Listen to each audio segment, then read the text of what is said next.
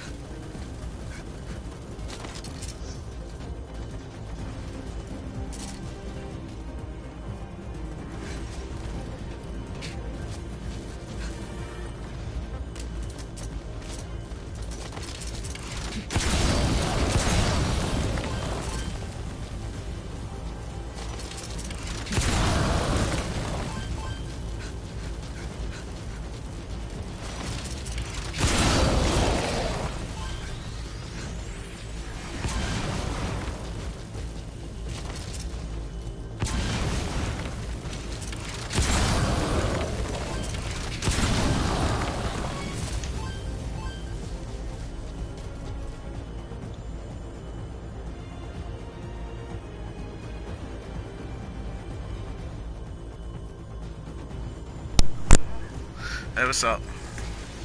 Let's see. Just doing a base dig right now. I'll join you if you're in a staging area.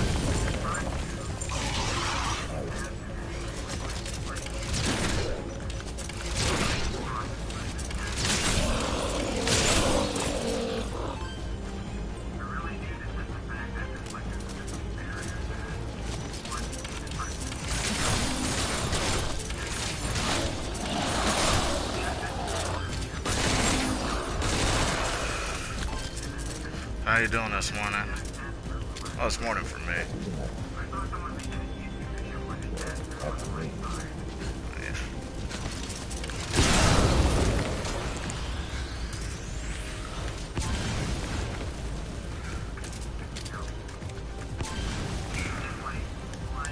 This epic bow really helps out for base digs. And using Jaeger. Yeah, the compound bow. Then I use Jaeger, I'm able to like run really fast. Makes these a lot easier. Don't look so good. I just want to leave it. Yeah. I mean, the compound bow is really only useful if you have the Jaeger. And you can do that, you know, 3-shot burst with the arrow.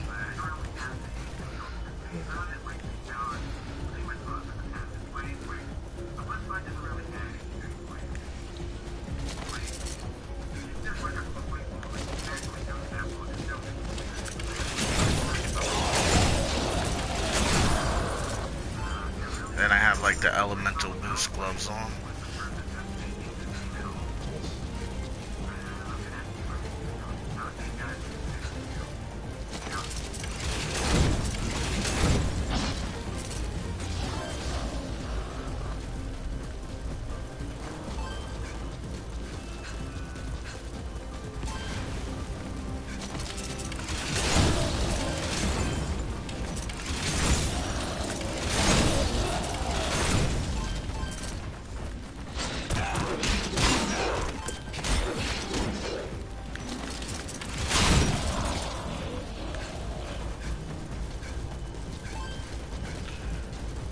I'm almost done. I got 2 minutes left. You know the crew? Like, for example, the development team. You know the field manuals that you get? You have to like for example, the development team, you only give them development manuals, or do you give them everything? No, give them just, if they're on development team, just give them the development manuals. Whatever job they're working on, give them the manuals for. No, they have a limit reach at like 46, I think. Like if they're at 46, don't bother giving them any more. 46 manual reach. Yeah.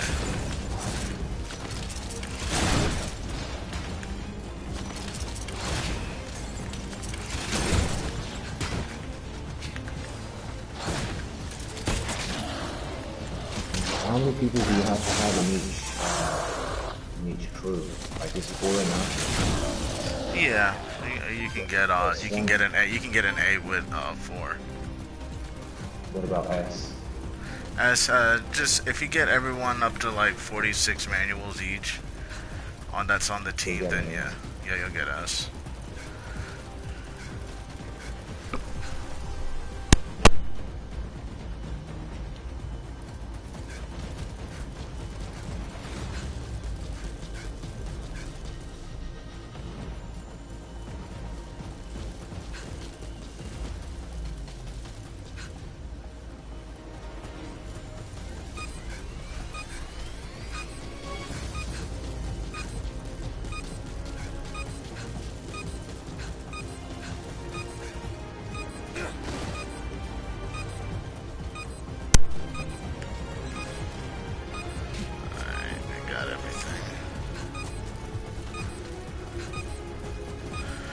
Are you in a staging area, Mahama?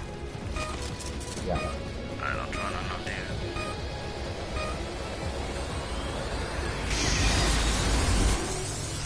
Huh?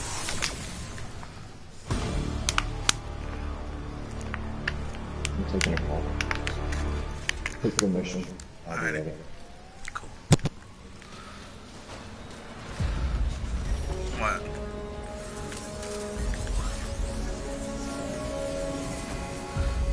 Who said what?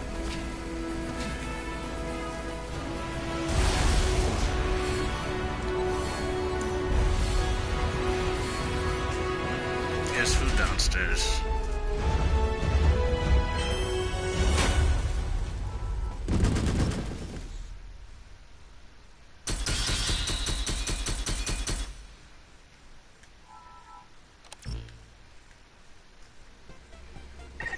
I can't say when we might make it home.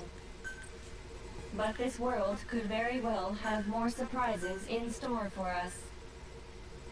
See what you come across out there. You just might find the key to getting back.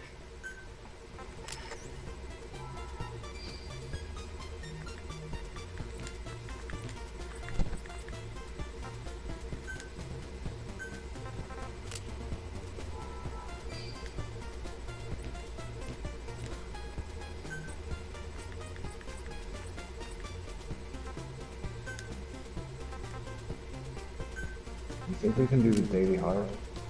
Yeah. Yeah. I'm just, damn, my people got fucked up. Hold on. I better let them chill for a little bit. My, exploration team. Yeah, they're fucked up. Yeah, I gotta let them chill for a little bit. I keep sending them out.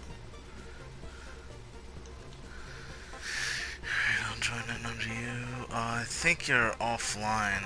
Yeah, it says you're offline. It won't let me join under you.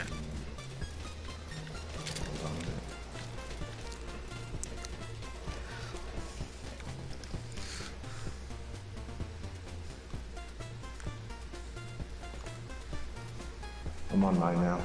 Okay.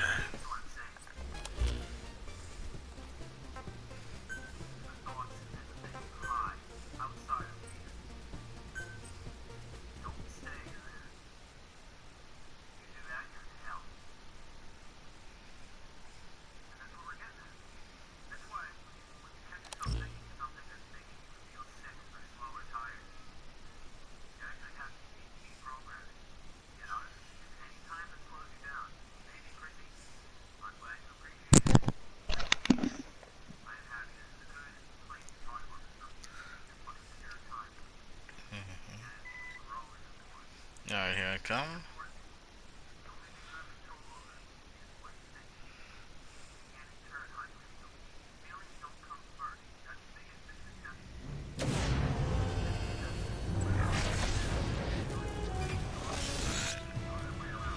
See what we have here. Alright. Let me change my gear.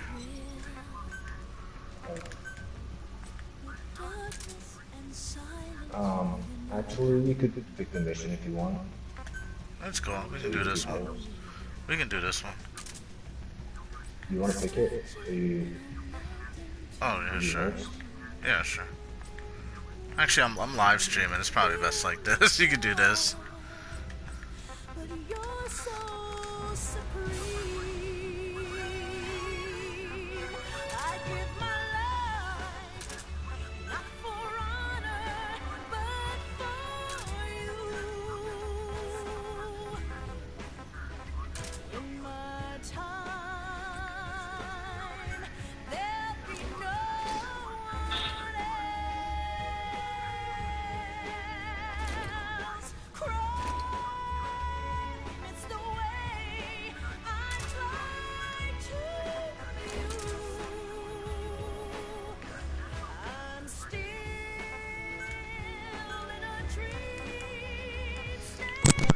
ready.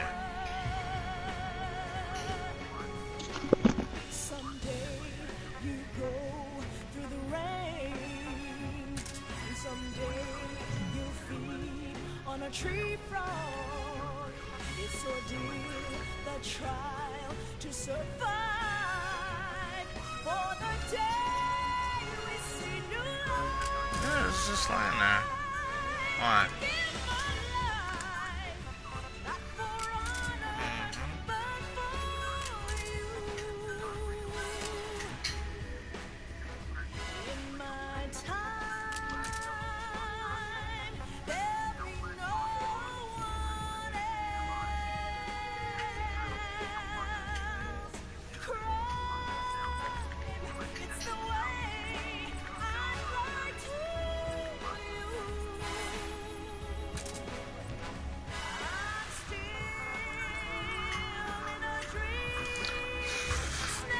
Sorry, I gotta switch a lot of my optional parts.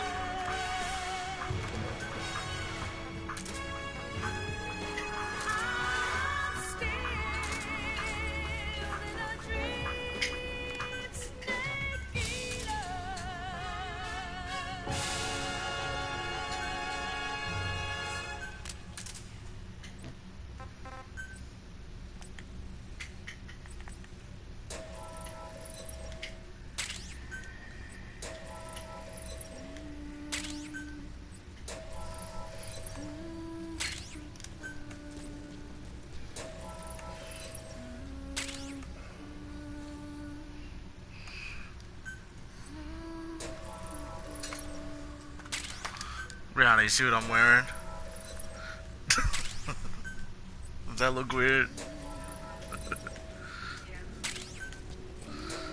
It's my assault. That's what I dress my assault class as.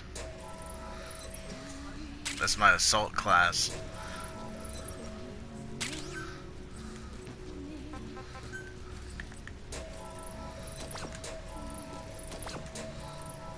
What are those orange things? I don't know. It looked like they might be some kind of round, or maybe that's the Cuban. I don't know. That's the medic class, so it might have some kind of medical purpose. Oh, I don't have any.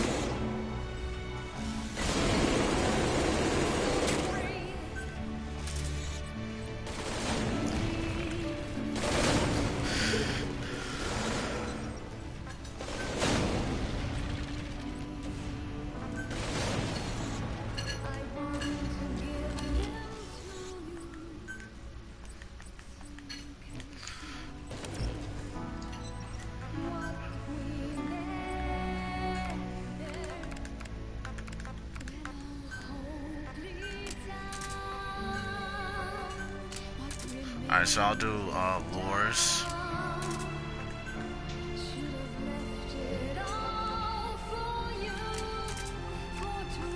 I'll bring some defenses, like small defenses, like electric fencing, cardboard fencing. Damn, that over encumbers me. I can't bring that.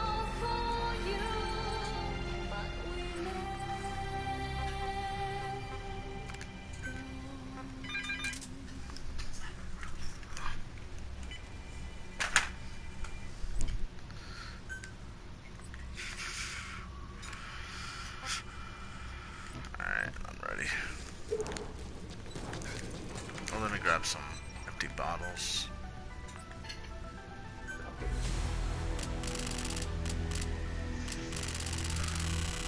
You done the weekly hard? No. I hate that. I'll do it. We can do it. I really do hate that map though. The jungle. Yeah. Ah, fuck, I brought the, we gotta go back out. I forgot to switch my class. Alright. Yeah, fuck. My bad.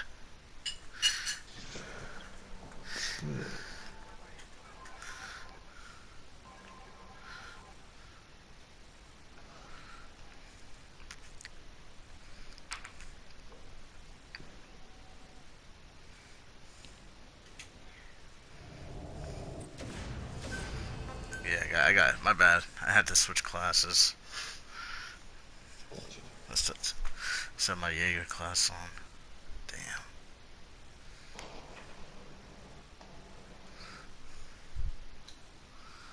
Are they gonna do anything for this game? Like, new maps? I New don't know. creatures? I heard new creatures were supposed to come, but I don't know. Alright. Just switch my class real quick. I did hear new... Yeah. I'm sure maybe they'll probably have some DLC later on. Alright, I'm ready. Are you still in there? No, I left. Oh, okay. I'll send you an invite from my room now.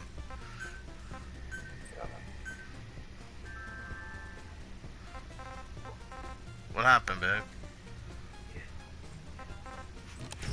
What? Who doesn't?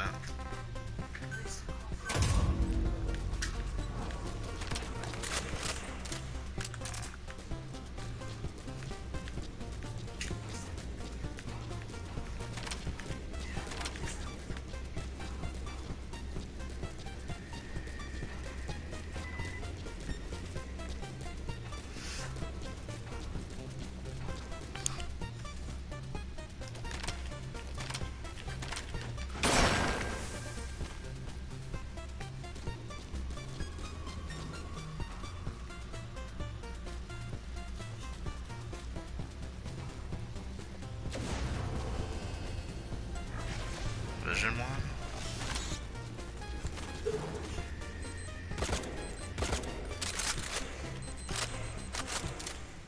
Alright. This time I'm ready.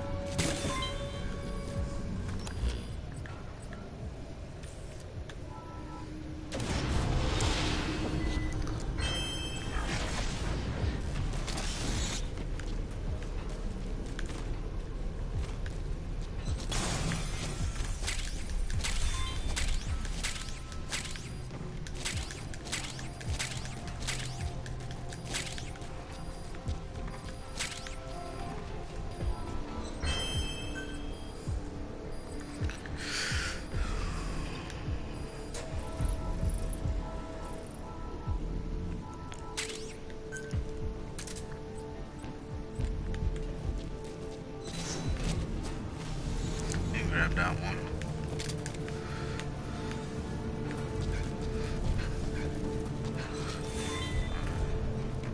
And I'll lure in the beginning, then we can attack boss creature together.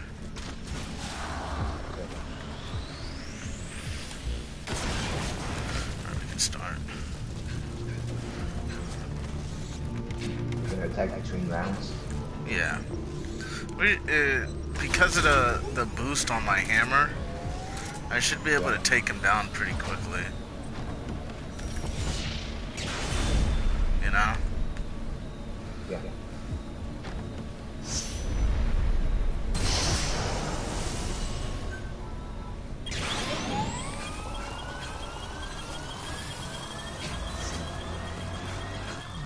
Grab Dynasty. Oh yeah, it's big now, because that's easy.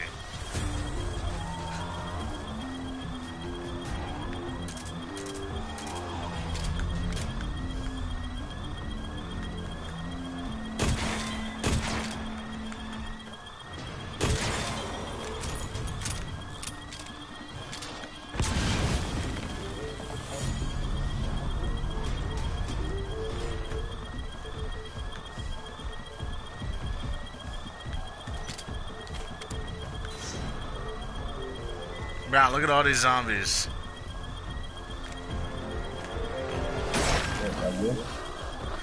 Oh no, I was showing my wife, she's watching.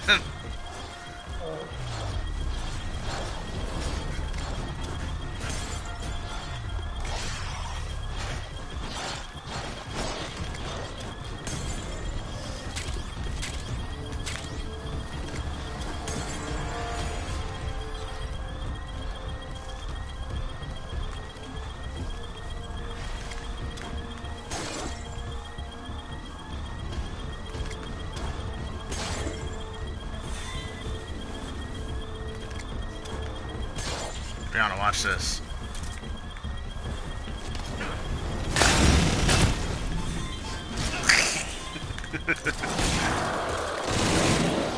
You saw that?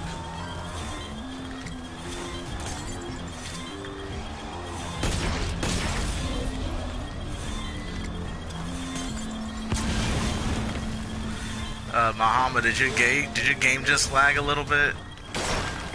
It did? Did yours? Yeah. Your frame rate dropped? It just killed a bunch of zombies like with one hit. I felt it.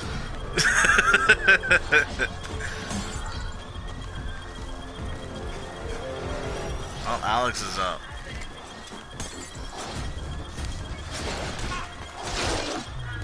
This is my boy.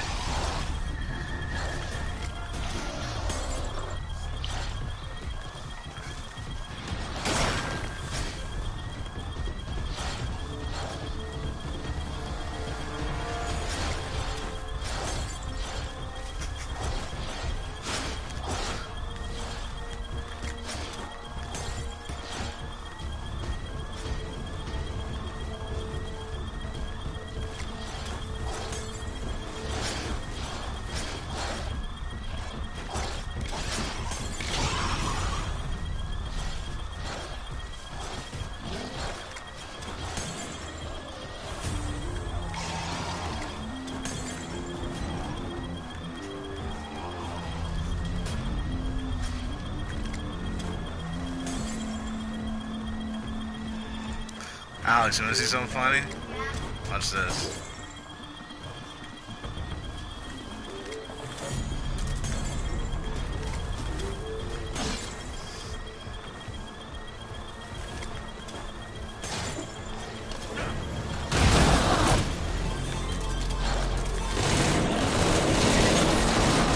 Yeah, they were all headshots.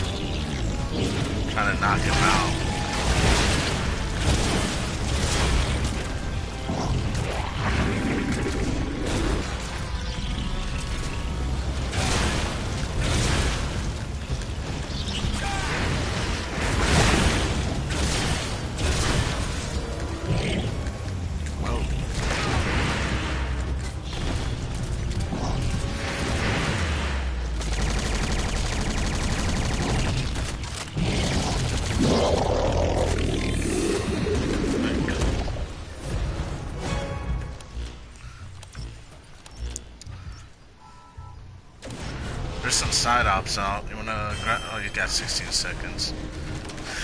Shit.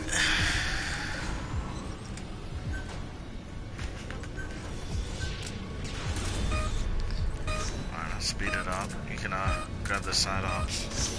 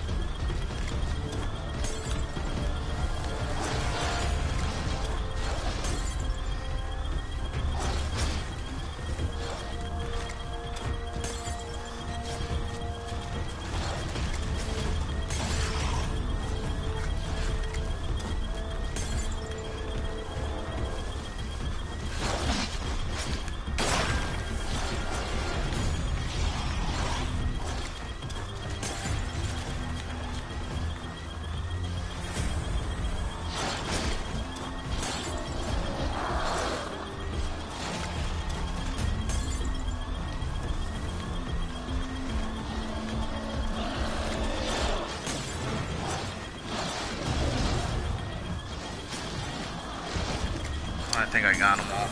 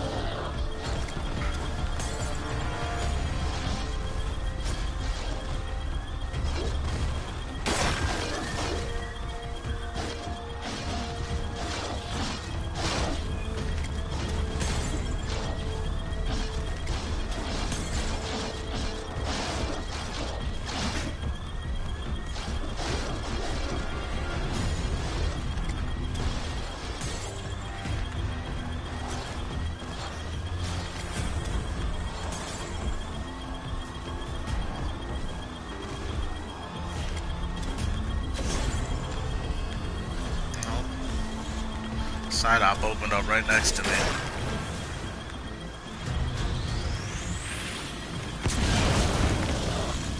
Oh, I got Rose. If you run out, let me know.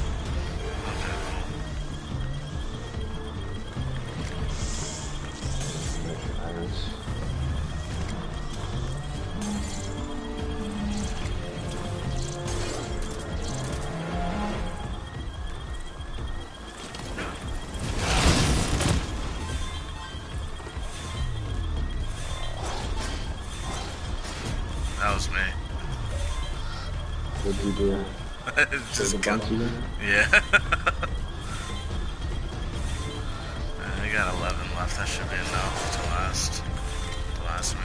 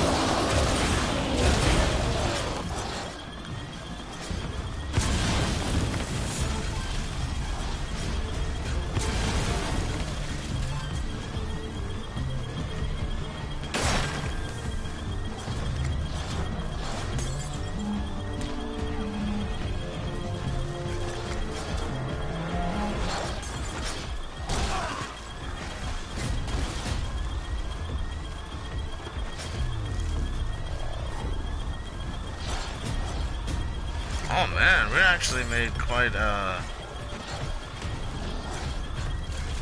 hey Vista. We made some we're way ahead on schedule here. How's everything going with you, Vis?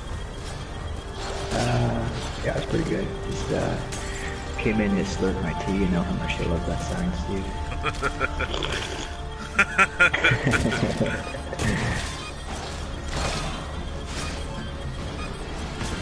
Oh man. Nothing new? Not really. Just, same old. Yeah.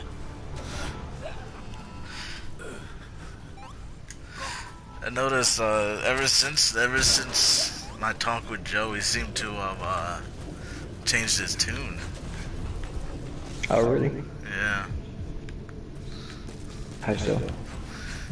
I was explaining to him about I think he was mixing up his words. Yeah. You know? Yeah, that's a fair criticism. I saw him in a party this morning. As soon as I woke up, he sent me like 10 invites Yeah. because he was in there with Awesome Olsen. And I think he wanted me to come in and school them. Oh man. How'd that go? I didn't join. I just ignored him. You weren't beat. Oh man. Yeah, me and Muhammad were just hanging out and survive. Yeah, I'll come in in a few minutes. Just need to do a few things here. Yeah, this is our hangout rooms. Copy that. Oh, zombie just tried to slap me while I was wormholing away. There's Muhammad, there's Walker gears over there. I think they're in the south? Yeah. Actually, no, wait. The Walker gears are in the northeast. I'm gonna grab them, yeah. That way I don't have to lure the whole time, we can start killing. But I'll lure in the beginning while you're grabbing those.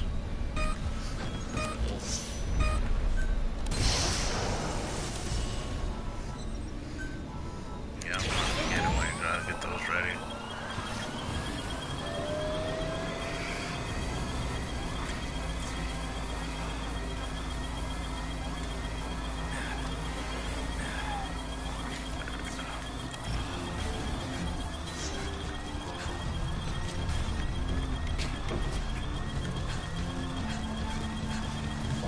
They're not here, Stu. On the top. The top of the building, check the top. That building over there, they should be up there.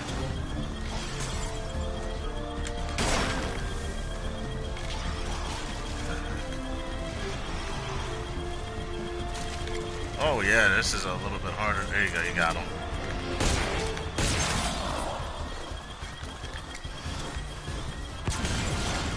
A little bit harder to lure in here. Get this bomber. Oh shit, he blew up on me. Never mind.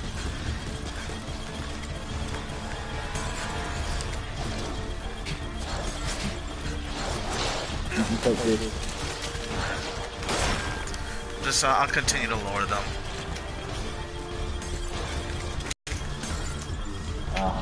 Network's unstable.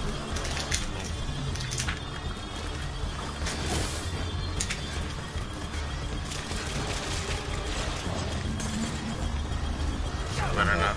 Okay, there you go. Get that bomber. He ran off on me.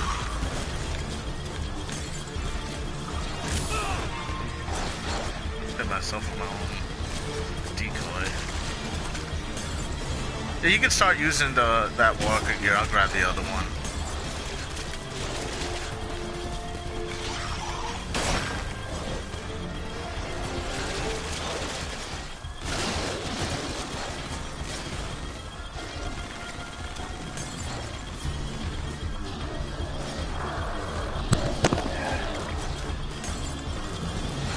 Welcome back.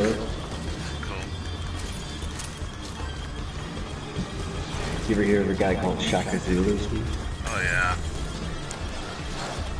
Mythical legend, legendary war chief from Africa. African warlord. Yeah. I think when it Yeah. comes down to like respectable generals, I always liked Hannibal. The Carthagine? He was from Carthage, right? I Fought believe during so. Roman time? Yeah, he Yeah. led that assault where he used the elephants. I always thought that was really cool. Yeah. Pretty epic. Yeah. Although I don't really know much about it. I used to read Roman history at college, but I forgot a lot of it. Oh yeah, it's tedious. It's tedious to study all of those all of those names. It is considering it's no real practical use. Yeah. Well, to I guess. Up the street. Yeah. I guess for the thing that was really important with Rome was the like Western society, that sprang from it. Yeah, that's true. That's about it. The rise of the Roman Catholic Church is probably the most important thing that came out of Rome. Yeah. An invention of the mafia. The sprang from that. You ever hear that term they use to describe their mafia? They say Cosa Nostra. You ever hear that term? This thing of ours, which I think that's what it translates to. Yeah, I like that. It's kind of like it's our business. Keep your damn nose out. Yeah. But then at the same time, the Costa Nostra over here in the States is a shadow of its former self. It was to tell you the truth, it was responsible for like the degradation of a lot of cities. Like the Costa Nostra they would like take money out of the city fund that they were using to like maintain certain structures. They were just a bunch of thieves pretty much. They didn't really like build anything of note. That's the thing. Like, it's kind of honorable in the sense that they fight for what's theirs and stuff, but they don't really have. It's not an intellectual culture, so it's just inevitably going to be pissed away, or embezzled, or corrupted in personal bank account. I think they say the drugs is what ruined their the little thing they had. Drugs. They were all selling drugs, and then they all got addicted. They were all selling drugs, and they all started doing them. I'm not even joking. Sounds about right. It's a perfect the perfect example is The Sopranos, where you had Tony Soprano and the person he was training to take his place one day, Chris Montesanto, his younger cousin, was addicted to heroin and coke, and everyone. He was also addicted to whores as well. Really bad. Oh, Muhammad, you left? I'm just checking my explorations. Give me a sec, I'll be back. I'm gonna check. I can buy stuff with my battle tokens. I don't see anything I want to buy though. So there's no events running at the moment? The event is in single player. It's the base camp days. Just switch between 1 and 2 and you'll be fine. They ain't too hard. I'll put I like doing the rescues. Yeah, but I heard you, man.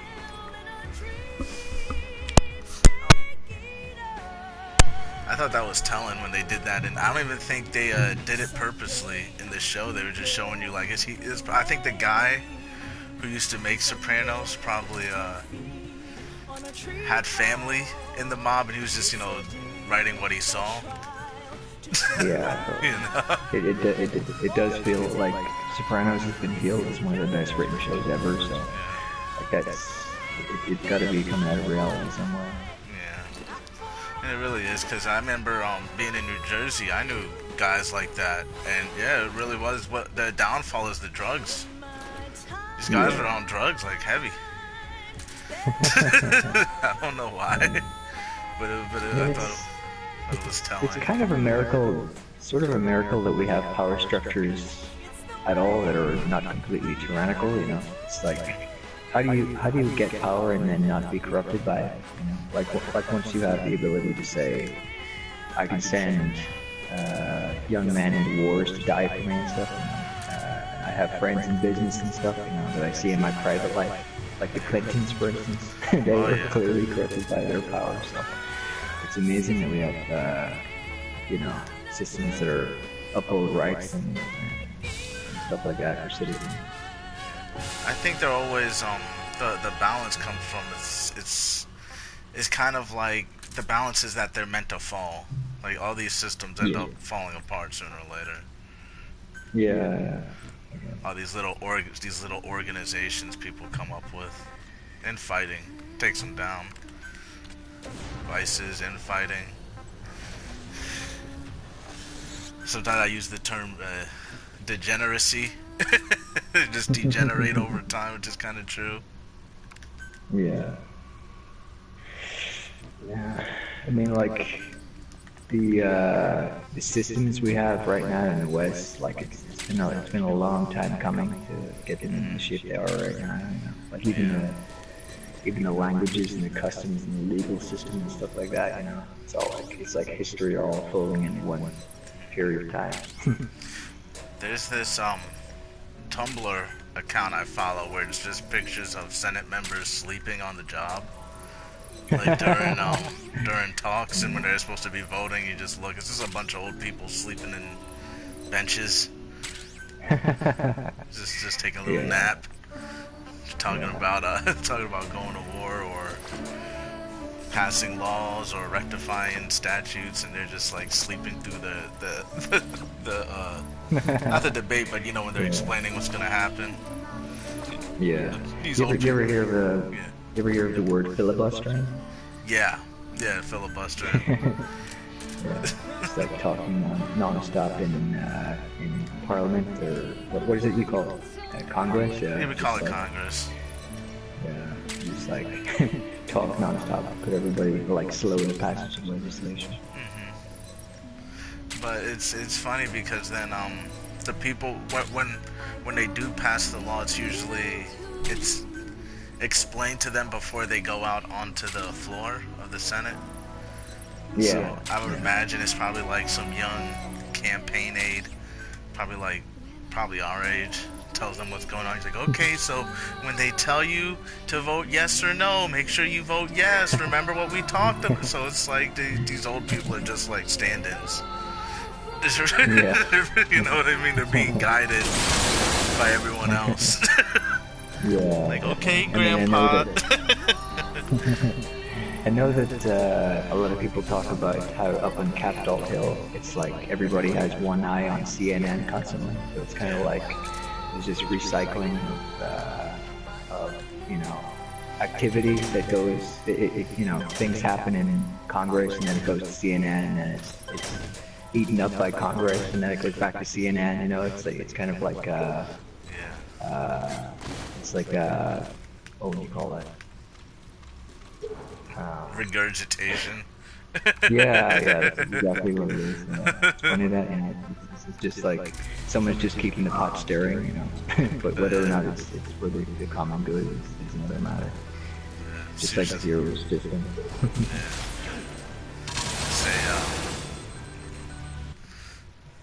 It's kind of weird that, like, because the rhetoric in CNN has become very hostile openly to the current president, like more so than it was towards Obama. Like I remember Fox News used to talk about Obama's not American, but like here CNN is talking like they have Madonna coming in saying she wants to bomb the White House and kill the president, and president's staff members should be assaulted. Like I think what's this? Yeah. You ever see that clip of David Duke going on CNN? Oh yeah. Talking to that guy Wolfowitz, and it's like CNN is completely on board with AIPAC and these other pro-Zionist institutions and stuff. And she's not wrong. Wolfowitz. Yeah. It's not wrong. That's the thing.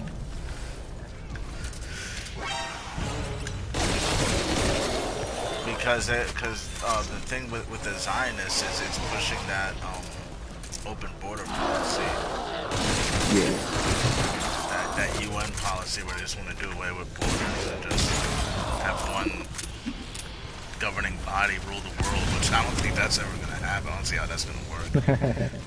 Yeah, that's the Coudenhove Cowardly New World Order plan. He was one of the founding fathers of the United Nations. He was a Jew as well, he was a Zionist.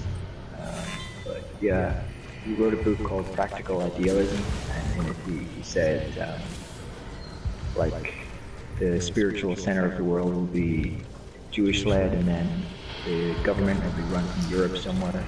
He was wrong. It's China.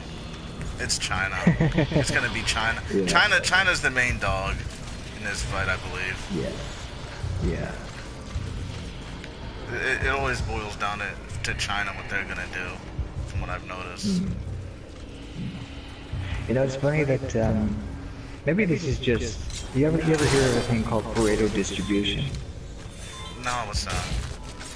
It's like so in economic game theory, it's like everybody starts off the game of capitalism with like pretty much equal chances, you know. And then after a while, the winners start to establish themselves, and all the resources are consolidated by them. So in the end, you have a situation where one group has like pretty much all the resources, and the reds are just like on the bottom rung. So possibly like all this crazy elite stuff is just the end of the current proceedings of capitalism. Yeah.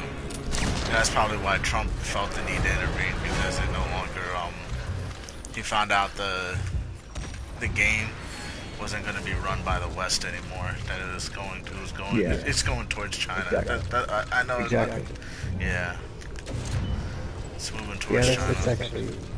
I never thought of that before, but like the reason why countries would go communist is because they're not winning at the global game anymore. You know? Yeah. I mean, he already put the sanctions, and it seems to be Trump is gonna go. It's not. I don't know if it's in an economic war with China, because he started putting tariffs on them. Oh yeah, I heard that. Yeah. That's right. Yeah. Britain tried to do the same thing with their business partners, but they don't have the clout anymore to do anything like that. Sorry, go ahead. You can do it here. Yeah. So it seems to be going into. Oh, someone else is in here. Demon Silence. Just appeared. You want to hear? Yeah. Guy? Oh, it might be. Yeah, but that's a big thing to put tariffs on an economic powerhouse like China, because like literally a lot of their business is here in the States. Yeah, I don't know why China would take it. I mean, like you know that America pretty much has an army out in the South China Sea, and that's a large part of the reason why China are still beholden to America, because America has this huge naval fleet right there, like pretty much surrounding China. Yeah, you hear a lot of people who aren't very aware of the economic stranglehold America has on the world. They're like, oh, but China has so many people. They have so many soldiers. I'm like, yeah, but we have like fucking. You don't know our naval fleet. Our naval fleet could destroy a country overnight. Oh, it's true. Like America really did take after Britain in that respect. You know, like America's key power is not only air but it's sea, and burning to the waterline. Those Nazi scientists, Van Braun and them, helped us with our rockets, helped us with our missile launching technology too. I remember that was a big thing when I was younger. Was Clinton used to talk about it all the time. He was like, "Yeah, we have rockets that could, pinpoint accuracy hit a fly on a wall." You know what I mean? True. Yeah. The Gulf War RMA pretty much like computerized all weaponry that you have. Yeah.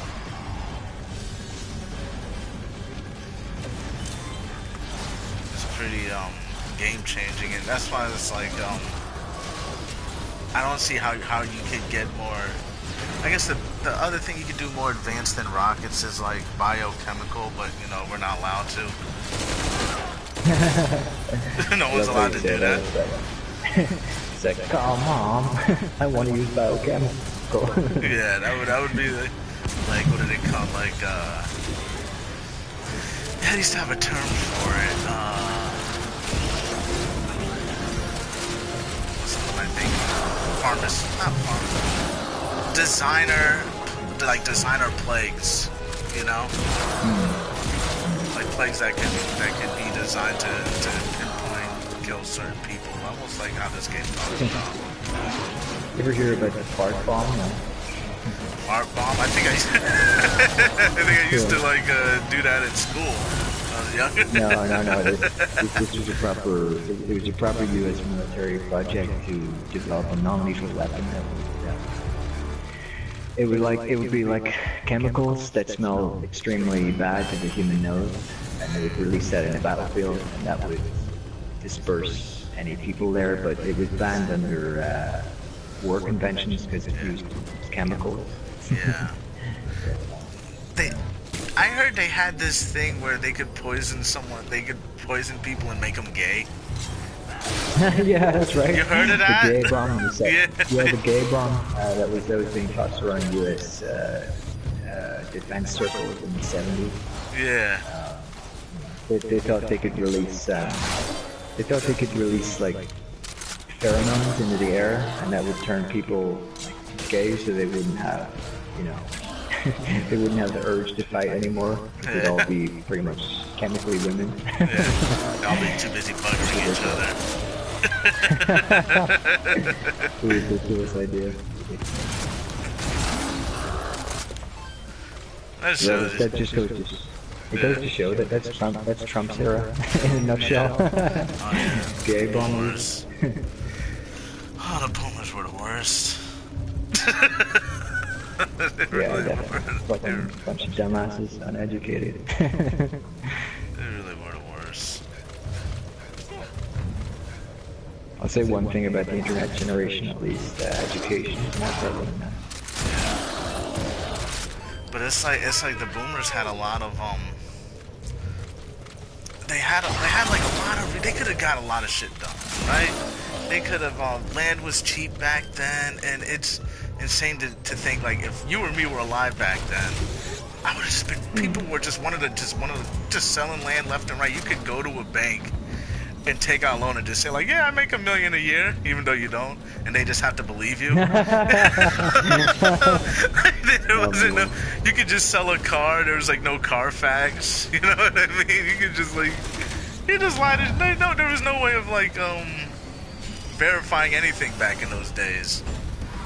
And you know what I hear about that generation is that they pretend that nothing has changed. You know, they're like, oh, you still have, you know, you're still free. Yeah, well, like, they still yeah. consider that like the opportunity landscape hasn't changed. You know, they're still putting people under pressure, saying you gotta work as hard as I did. Yeah. Less rewards. Yeah, you make less, you do more. You're more. You're people like you're always under a freaking microscope nowadays. Even though that's not how it was back then. Back in the day, like you could just bullshit people all day. You could just sell them a car that they found in the bottom of the river, and they would just have to take your word on it that it works. They couldn't, and you could just disappear the next day. That's why I still love the messages that they put out in Metal Gear. You know, there's information. Like information control in some respects, like for the convenience of possibly the previous generation. You know, they like restrict what is passed down. Someone put a fucking. Oh my god! Someone put gates like everywhere. I can't even fucking make it through. I think it was Demon Silence. Yeah, it's too much. It's too much, and it's just like they had there's not even just the opportunity to make money, but you had the opportunity to like make your generation set. Like you could have land. You could have like you could buy land and own it and pass it down. And like the fact that a lot of them didn't do that. A lot of them were too busy like what going to Woodstock or whatever.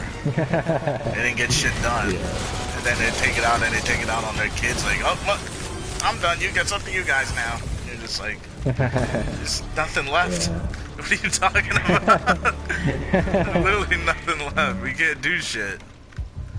Yeah, it's really an impossible problem. Yeah. And it's also interesting to see how like military structures have still been kept around in those days, even though they're like we don't really live in a landscape that really requires them anymore. You know? Pretty much, soldiers will find themselves in a moral catastrophe because what they are is just soldiers for a corporation. And it was a lot of the military like failed military operations we're paying for too. Like we're still paying for failed military coups and operations like Vietnam. Like, what the fuck was that about? There was like no purpose in that. There was literally no purpose in that war. Yeah. Well, except for like exterminate a bunch of people that couldn't fight back. Yeah, there was like no fucking reason. There was literally no reason. It didn't serve a purpose. No one got anything out of it. No one. I think we literally just went over there just to get heroin. Just for opium to bring opium to back to America. But we don't have to do the last guy. Yeah, that's true. I mean, the CIA had a field day in Vietnam. Yeah, they tested out some stuff. Tested out Agent Orange. Broke the Geneva Convention a bunch of times. Made the people not trust us anymore. Hey guys, we can pull out. We don't need this last guy. We're already at S. Put a wormhole down. Yeah, fuck him. Fuck him, we're done. You can save his own ass. Yeah, put a wormhole down.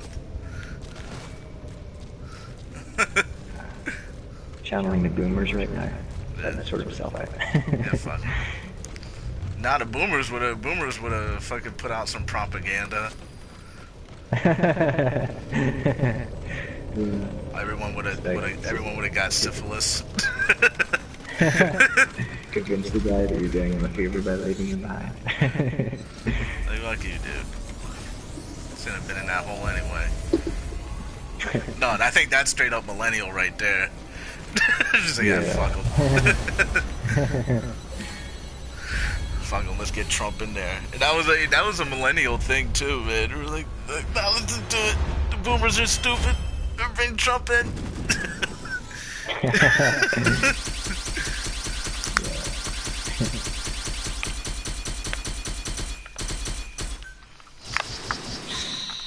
Boomers are all high. They don't know what they want.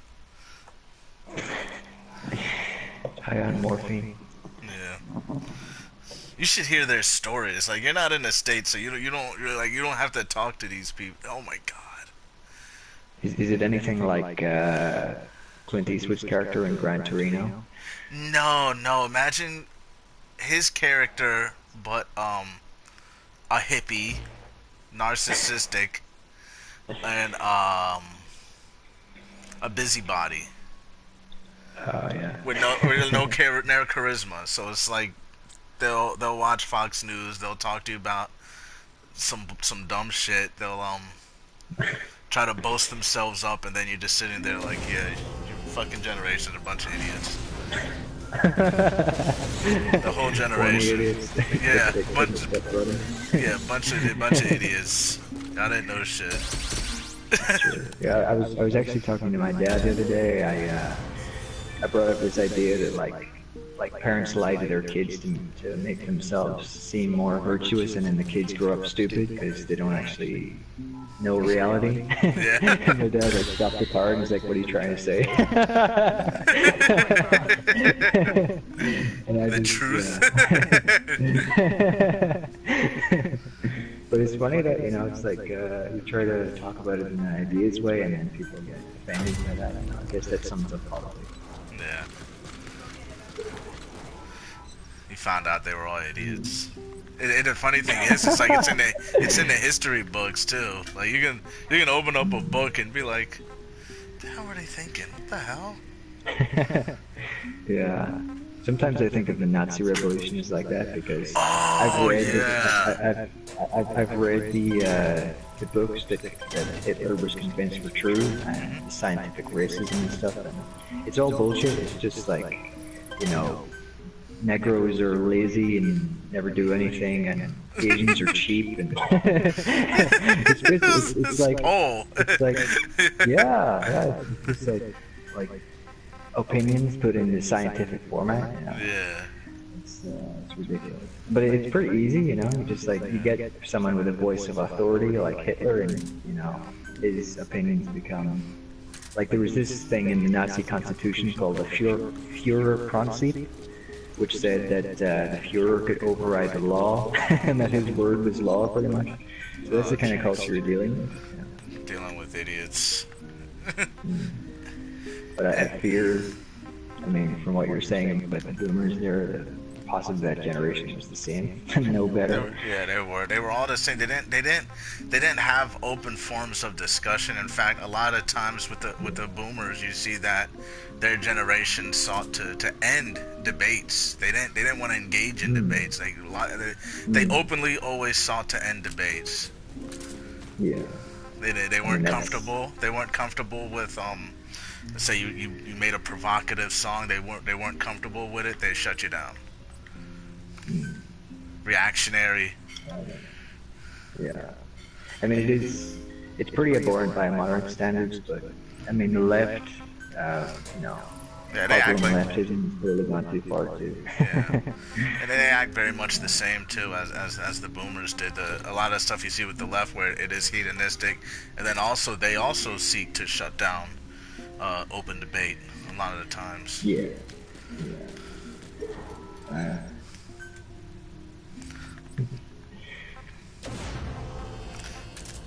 I remember like the thing with World War II with a lot of people, I think a lot of people forget is that you can consider World War I and World War II the same fucking war.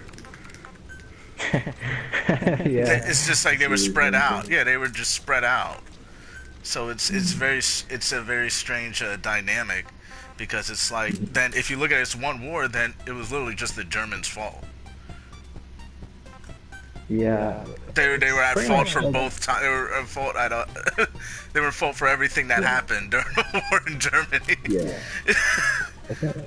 You know, like a lot of people say that the German and the British ambient attitudes are pretty much the same because, like, they're both imperial cultures and they're both pretty economically efficient and stuff like that. So the way I think about a lot of those wars is just like dick measuring contests between the two European big dogs, you know. Well, it And was, someone had to come out on top. Yeah, but the thing with Germany is that they fucked themselves over in the First World War, and they let inflation get to them. That inflation where it was their currency wasn't worth shit anymore because of the First World War. Yeah. And really, a lot of the people in World War I and World War II weren't even killed by the war. They were just killed because of starvation. People were just. Yeah. It was a famine that was just lasted a very long time, and they call it World War I and II, and it's really just one big war. It's just two chapters to one war. It was over resources. But boy, they were very, very different times, you know. Like the way I think about those times is, you ever read a book called what's it called? The Bhagavad Gita? Yeah, by it was an Indian. Yeah, it was part of Hindu philosophy, but it's a conversation between the god Krishna and the human who's called Arjuna, I think. One of the early Aryans. But the book is kind of like Krishna as a god trying to convince Arjuna into making war against some tribe or something like that, you know. It's I guess those times were like that, you know, it's like there's a caste system and you're either on top or you're below and you follow your leader, you know, but I don't really think that flies anymore. Well, it does fly, actually. It does fly because there's still military, the corporation. But it's like the military functions more as, yeah, it functions more in the economic interest. It Yeah, functions more in, it's an yeah. arm. Yeah. It's an arm of America PLC.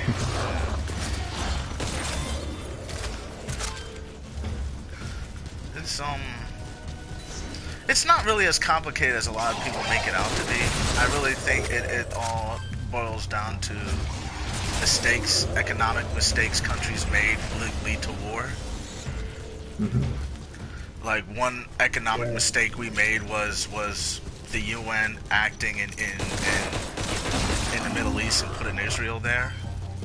And putting a bunch of people who weren't from that area in there, like they were never from that area. Like you can look at them and tell, like, no, you guys aren't from here. You know, the end result of that has been that the Middle East. I mean, I think Israel was the first democracy in the Middle East. I'm not sure about that though. I have to go and check that back again.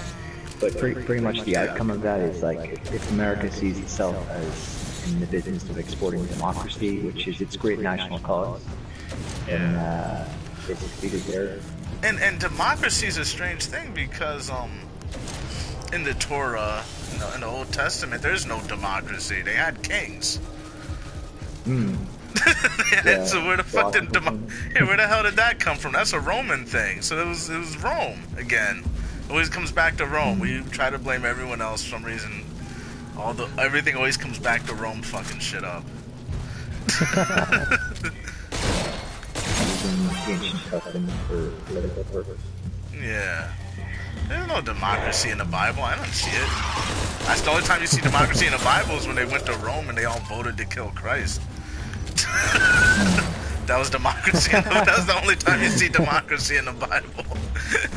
It's like, what the fuck? There's an argument that the Bible as we know it today was Roman propaganda because of things like unconscious. It wouldn't work. Pilot. It wouldn't work because if it was Roman propaganda, the Bible paints Rome in a very bad light. Calling them Sodom and Gomorrah. It calls them Sodom and Gomorrah. Then it tells them like Christ would have been fine, and it was Rome persecuting Hebrews. It was Rome doing this, Rome doing that. They really paint them out to be bad guys. Yeah, it's true. It's true. But I mean, like the majority of people don't read. Like I know there's an entire book called Romans in the Bible. I think Christianity might be a weaponized form of the scripture made by Rome. Yeah, it's possible. Of Jesus, you know, whenever he's brought out in front of the Jews and they say, no, we'd rather a barbarian, Barabbas, instead of Jesus, and then Pontius says that he washes his hands. And they said they wanted. Yeah, they said they wanted Caesar. They say that too. They wanted Caesar. The barbarian, the killer. They wanted to let the killer go, but they also wanted Caesar to be under Caesar rather than under God. Right.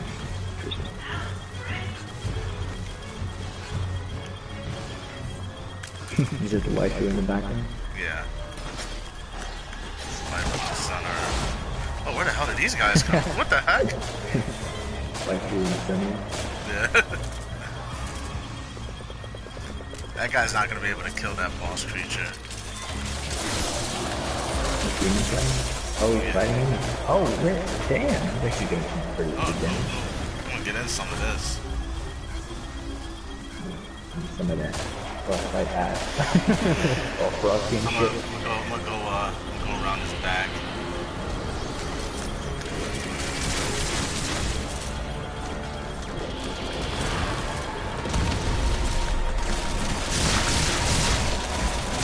Oh my god. You guys are ripping the car. He's dead. Alright, let me go help Mahama over there. Copy that.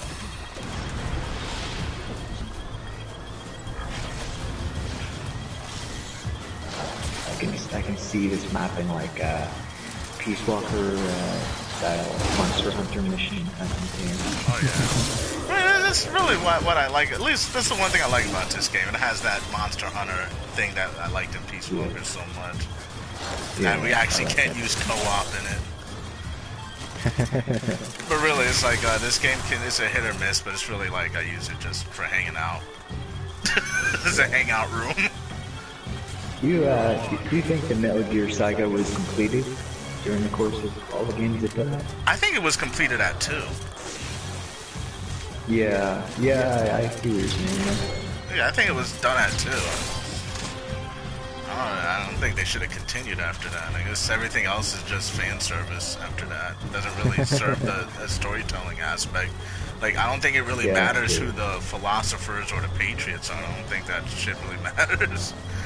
Yeah, I know exactly what you're saying. It just got way too bloated and stuff. Yeah. But that's where I think the fallacy of the genius comes in, you know? There's a lot of people who say that a genius, once he puts out a genius work, then he's infallible after that. Yeah, he can keep doing it. He can keep doing it. Yeah, that's the thing, yeah. It's the fallacy of the genius. Like Kojima, it's so meta, the narrative, you know, because it's like pretty much Big Boss is an allegory for Kojima himself, you know, like his cult of personality that he built up. So it works on so many levels, and just being part of the whole Metal Gear experience is such a joy, you know, so many angles.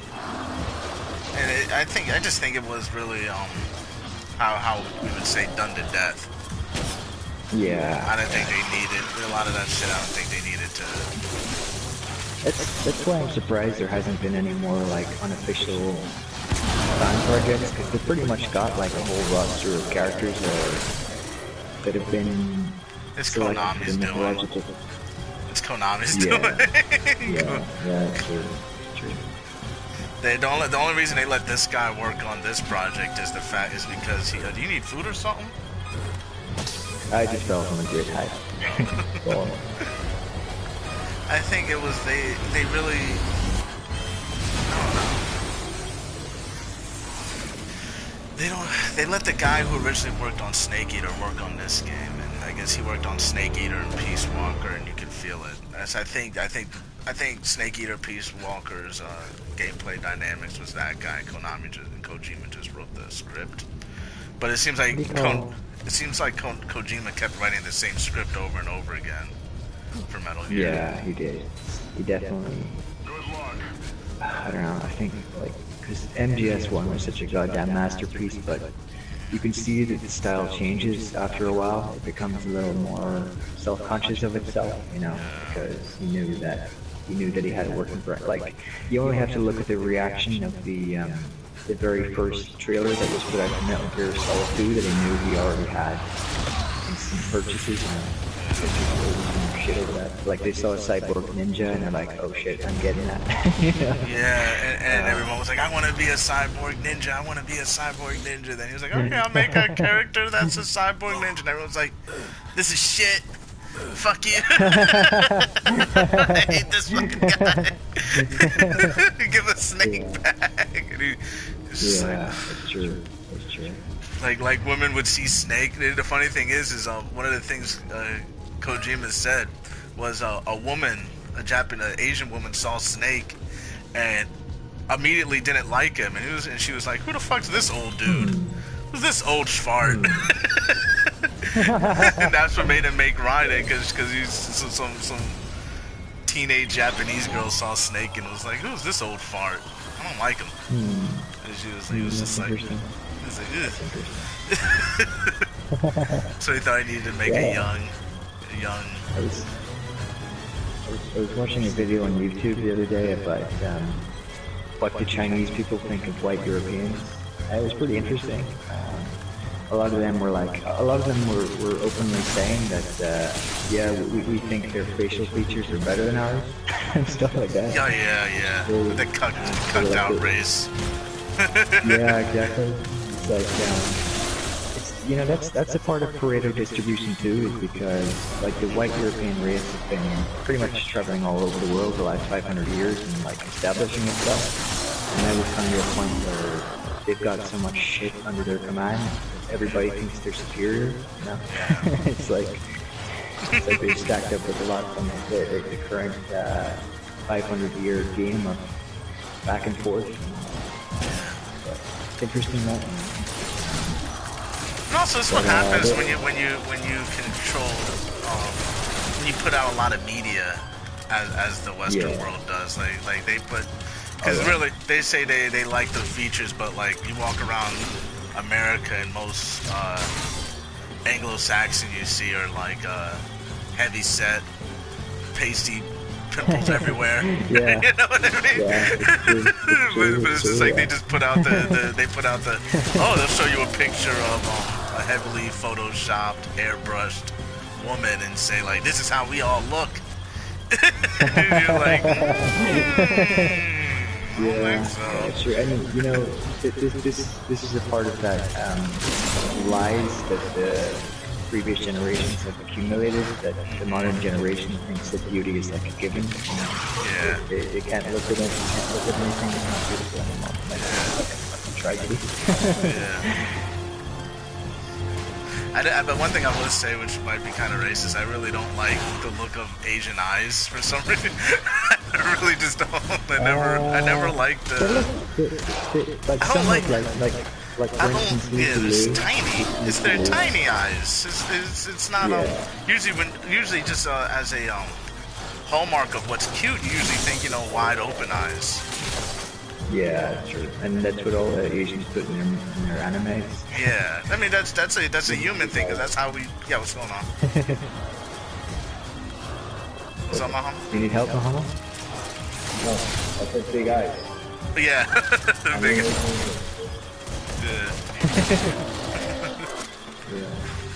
I mean, they look good on some people, like Lucy Liu, for instance.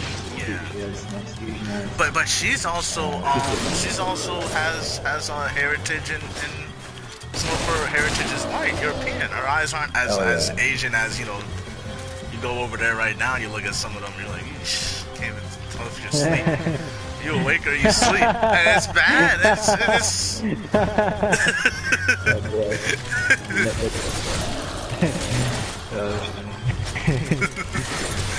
it's fucked up to say. It's just what I've noticed, and I don't know. Yeah. Well, I mean, it could be ethnocentric too. Like you're obviously walking around and seeing European physiognomy constantly, so it's part of your perspective. Black people also have wide eyes. They have wide open eyes. You see. Yeah. It's a thing. They say that it's like when you have a baby. You look at a baby. Usually babies have these big old doe eyes. Yeah, that's true. So they're cute. Yeah, you want to look after them. Yeah, it's like it feels like, because they say that like that's a trait of someone dishonest, is that they hide their eyes from you. But someone who doesn't hide their eyes from you, you're thinking is more open, like they're more like, So you're saying that Asians are hiding their eyes with their eyelids? No, it's just the implication. Not that they really do. I'm just saying the implied visual. Oh yeah, well, yeah, like the visual landscape is very important with human brain. Yeah. Perhaps, but actually have this like sixth sense that we can see from a person's appearance. But that's only a different conjecture. It's like everyone's experience. But that's something Confucius always said. He said the world isn't dominated by people; it's dominated by signs and symbols. So you can look at the symbols of pale skin, wide eyes, things like that. That's not a person; that's a symbol. Yeah, that's true, and it's because human beings are conscious and we shape our world, meet our own desires or standards or whatever, like the mimetic meets the genetic. That's why another thing is another thing that is a scene or a mimetic thing is like when we think of tough guys, usually think darker, right? You usually think when you see Conan the Barbarian, they always depicted him as being like he wasn't pale, someone out there. Like they had Arnold going in suntan. They had Arnold in the Danon booths when he had to play Conan. You know what I mean? Yeah, definitely. But even yeah, they had they usually even with the Cowboys. The Cowboys, when they would show them were you know, they show them as rugged, had some facial hair, looked like, you know, their skin looked like a football, like leather skin. Yeah, like they said, like Kennedy, they said that was one of the things that set him apart from Nixon, that he looked like a bronze warrior because he was out there campaigning in the sun and stuff. So he looked a bit more young and robust and strong. For men, that was the mimetic quality behind him, and they said tall, dark, and handsome. Yeah. You wouldn't want a man to come up to you and just be like fair-skinned, you know, small shoulders. You know, you would look at him and just be like, I don't like him. You would look at him and say that. It wouldn't even be like, you don't even know him. I know people. They would just look at that and it's like, I don't trust him. Yeah, that's true. But it's different for women. Women, you see the fair skin, frail stature, you know, you're thinking Disney princess. You know what I mean? You're thinking Sleeping Beauty or something. Yeah, I know there's that kind of, there's that male fantasy to kind of look after a woman, protect him, I guess. It's part of the male fantasy. Yeah, so that feeds into reality. Yeah, it's like what he was saying. That's one of the most straightforward ways, the way the world works, that I think anyone ever said. It's literally dominated by signs and symbols. It's not people. The people are just stand-ins. Yeah, that's true. We're just as much part of that landscape as the signs and symbols. You know, pretty much like the human form is equivalent to any kind of symbology you see in the world. Even like sometimes when you know, it's a good test to do whenever you're talking to someone like face to face. Notice how you feel, then remove yourself and think about how much do you feel about this person is just because of how they look right now. Yeah. And the reason you feel this way is because they look like this right now. Yeah, that's true. I've been through all those thoughts. You know, I think I would hope that I wouldn't judge an appearance anymore, but I'm not so sure. I do think that I've removed a lot of my bias. Like pretty much, my first standard is like, do they present themselves like? Well, I mean, to say that you shouldn't. Like, are you saying that I shouldn't judge, or are you just pointing out the fact that I would judge? The fact that you would, subconsciously, you're making these character assessments on very superficial means. Everyone does. Yeah, that's true. Well, I mean, certain things in Metal Gear stories in the book, like for instance, Snake's appearance is very much tailored to the mythical hero. So you know, at every point that the experience is visceral and feels mythical because he resembles a hero. It's true that you do judge. Like for instance, if well, actually, Raiden's kind of an exception to that, actually, because he was introduced as a hero and went along with it. And you notice the reaction to Raiden, which was originally Metal Gear Solid 1. Snake was darker, short hair. He didn't have the long hair. Very short hair. Yeah. Raiden was like the antithesis of that, because Raiden was a very pale skin, frail looking man, and people right away were turned off by him. Yeah. Right away, it was. I remember reading I remember being in a room before Raiden was revealed. Like I got the Raiden reveal firsthand. I didn't see any thing with it. I actually experienced it. And I remember being in a room with someone when he took the thing off, and they were just like, "Who the fuck's this?" I remember hearing that from one of my friends. They're like, "What the fuck is this?" And I remember thinking, and I'm like, "Oh, that's very." I guess I didn't notice it at that time, but I remember thinking, like, "Damn, I don't even know what this guy's about, and for some reason, people I know don't already don't trust him, already don't like him, and you would hear that Yeah. from the others in the game where like they say they don't trust Raiden. Remember the bomb disposal expert said he didn't trust Raiden. Yeah, looked too that's right. frail. And the president tried to grab his balls and pretty much Yeah. like that was a form of emasculation right there. He's saying Yeah. he looks like a woman. Yeah, everyone thought he looked like a woman. Thought he had fake hair. Yeah. And they got this. It was the exact opposite when Snake was around. When Snake was around, everyone kind of was just like, "Oh, help me! Help me! Help me! Get me out of here! You came to help, right? You came to save me, right? You know what I mean? You know what I'm talking Yeah, about?" it's so true. It's so true. It's so true. Yeah. Like, it's funny, Kojima probably didn't know all of that. But it's funny that comes out in the mythical landscape. It's like pretty much myths are just like distillations of our mimetic expectations and realities. You know, pretty much what myths are. Signs It's and like symbols. taking the substrate, the vibration underneath, and bringing it to the fore.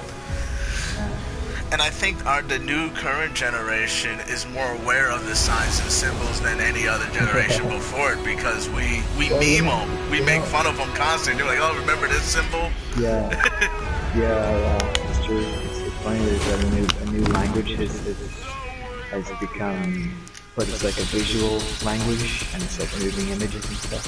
Yeah. Makes it a bit more real. That's the crazy thing about the internet culture is that, what was it? Yeah, remember I sent you that code a while ago that it was written at the start of John's text in the Bible that the word became flesh. Yeah. But it's interesting that, like, pretty much on the internet, all you're getting from people is word. So pretty much the reverse has happened with the advent of the internet, is that flesh is becoming word and nothing but that. And that's what you're interacting with. You're interacting with the underlying framework, which is pretty much, it's a very religious experience almost, you know, Yeah. spiritual. Well, the flesh was never meant to last longer than the word. The flesh is when they say incarnate. Incarnate is it's a struggle, but it's a in the ideal of how long the word lasts, it's a very momentary struggle. Has a shelf life, very short shelf life if you think about it. Words live on like shit. Your word can live on forever, man. Someone records it, someone writes it down, it lives on forever. But you yourself, no. Yeah. You cannot. You don't have the same shelf life as your words.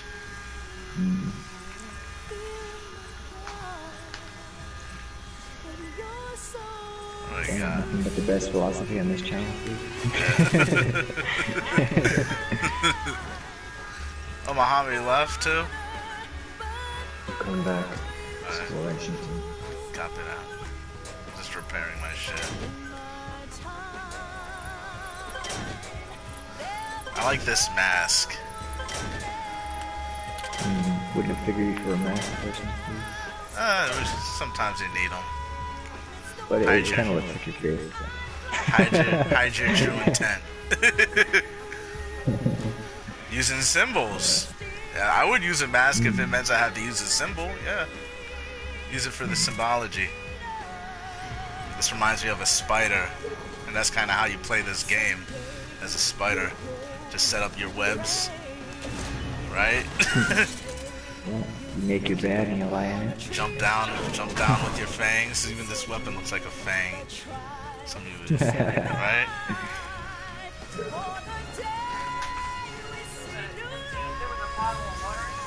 Yeah.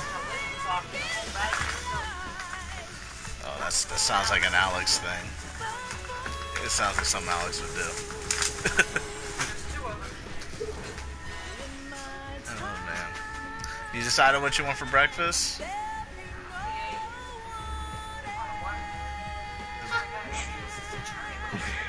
Close that door downstairs, because I can hear whatever they're running. No, he's running something too, I think. loud asses. Oh, okay.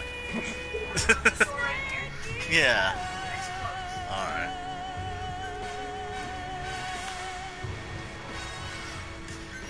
People be loud.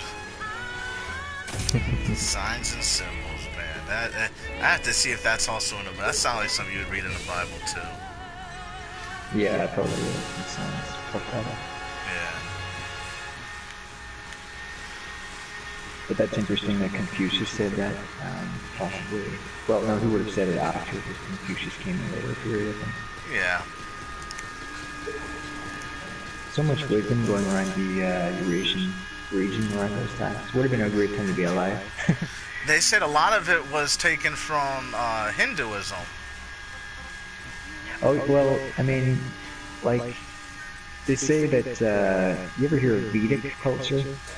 Vedic scriptures? No, That's, Vedic, who are... yeah, the Nazis took a lot of their symbols from Vedic culture because some of the That's India first too, right? Aryans lived in India, funny enough, and around that Mesopotamia region. So it's all connected, you know. If you look into Indo-European language, you'll see that most Western languages are taken from the same roots, and that's kind of Middle Eastern region. Did you throw the straw away? No. There was a plastic straw that went to this cup. I don't know. I didn't throw none away. I haven't been over there. There was a Wendy's cup with a straw in it. You say? Then Alex took the straw out of this cup because his didn't come with a straw. It's gone. I don't know. No. I don't know what. Why did you put that? You got to take the straw out, or it's gonna get thrown away. That's why I put the straw in there. But I didn't think you. I thought you noticed that you Nope. threw it away. Nope. It's gone, girl. You don't pay attention. You just It's throw gone. it away. It's gone. It's gone. You need to pay attention to what you're throwing away. Because you've been throwing important stuff away and you're not even going to realize it. Just gone, right? That's why I Well, don't like anybody if coming it's in near and trash, if it's near the trash, No, it wasn't near the trash. it was the trash. You're talking about you throwing that away, but you won't throw these away? Oh, these you just made these. No, Alex been stepping on it. Oh. Didn't just make those. Yeah, these Nestle Pure Life. I just bought this. Didn't just make those. I just bought this. We didn't just make those. They've been sitting there Nestle Pure for a Life. couple of days. Okay.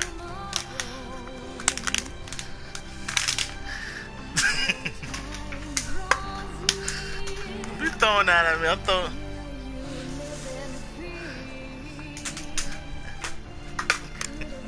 Drop it.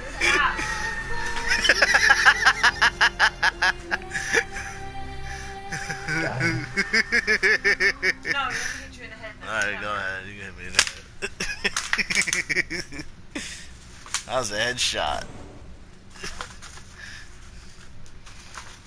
Tell me what you want to do for lunch, though. Alright.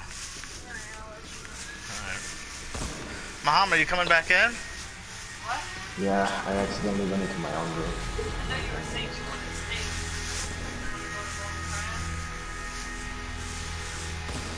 I don't like Golden Corral. Do you want to go to Golden Corral? I'll take it. You said you wanted to stay.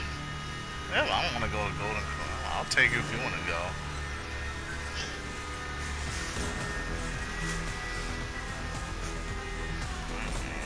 I'd rather just buy the steak, make it myself. Yeah, I'd rather do that.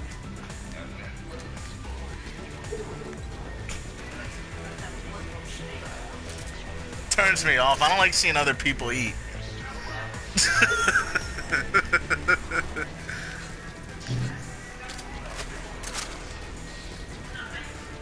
That's why I don't like buffets. You sit there and watching all these other people be gross with their food. Hate it. Yeah, I've never enjoyed watching other people eat either. Oh, it's weird. It's a weird habit. It's because they like put gross stuff to like gross combinations and. It's used to- like, yeah, food is like sex, you know, it's very taste heavy. Yeah. That's a pun. I remember there used to be this guy. I used to see him eat his breakfast, and what he does is he cuts everything up on the plate, and he mixes it all together, puts ketchup on it. Then he eats it. This guy was in the service with. He would just like I would watch him just cut everything up on the plate into little pieces. I can't. And I was just like, Yeah. he would cut them all up in little pieces, mix them up, then pour ketchup over the whole thing, then eat it. Like I can't be pancakes, doing it. eggs, I can't be doing it. Ketchup? yeah. Pancakes? It was gross. But I bet he loves it. He ate the whole thing, but it's just. I'm like, I can't do that. Like, I don't have the patience to cut everything up before I eat it. Yeah. And you're gonna trust a guy like that on the battlefield? Okay. Yeah, it's all gross. Trust some gross guy. Trust him to be gross. That's what I trust him to be. Yeah. Yeah, it's funny. I think about eating food in other people's houses as well, like from the cupboards and stuff. Oh yeah. Remember, I used to stay over in this person's house a lot, but in the mornings, it would be like, you wanna have breakfast or something? And I'm like, no, I don't wanna drink anymore. It's bad when they have pets and like the pets be on the counter. Like they have cats and the cat just be like sitting because a cat sits with his raw butt right where you put your food. Yeah. You know what I mean? Yeah. This is a visual and you're like, maybe that's just a hangover from previous times where like like people's houses were less clean, so the only house you could be assured of was clean as your own environment that you'd made, they're all the same. yeah. I just have this phobia of eating stuff from other people's houses, other people's fridges. Something about it. Alright, I'm gonna mute my mic real quick.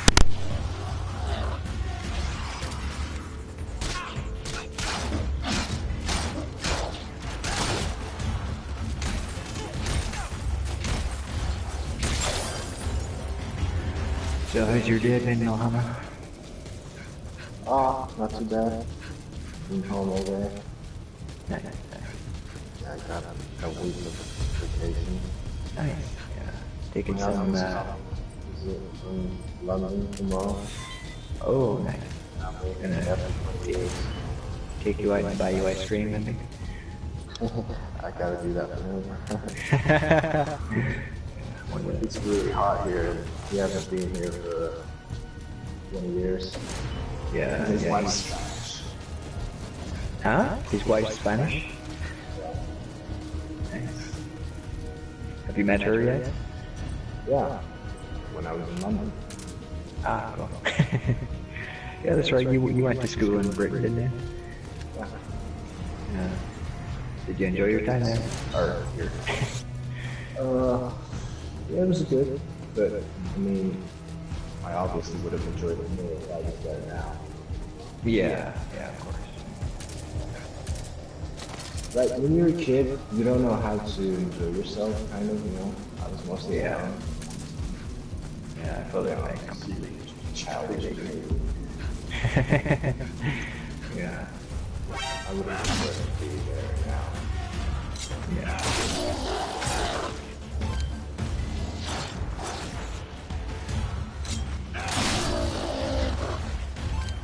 Oh, can we get a wormhole over by Main Digger? Yeah, I'll put it down. Alright, I'm about to be over encumbered. I'm grabbing a lot of stuff over here.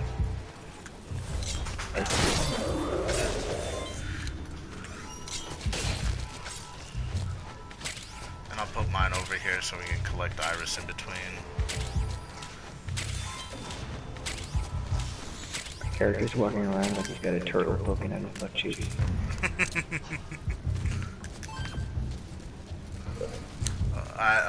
I heard one of these developers got a chance to play that Death Stranding game, and they said they didn't like it.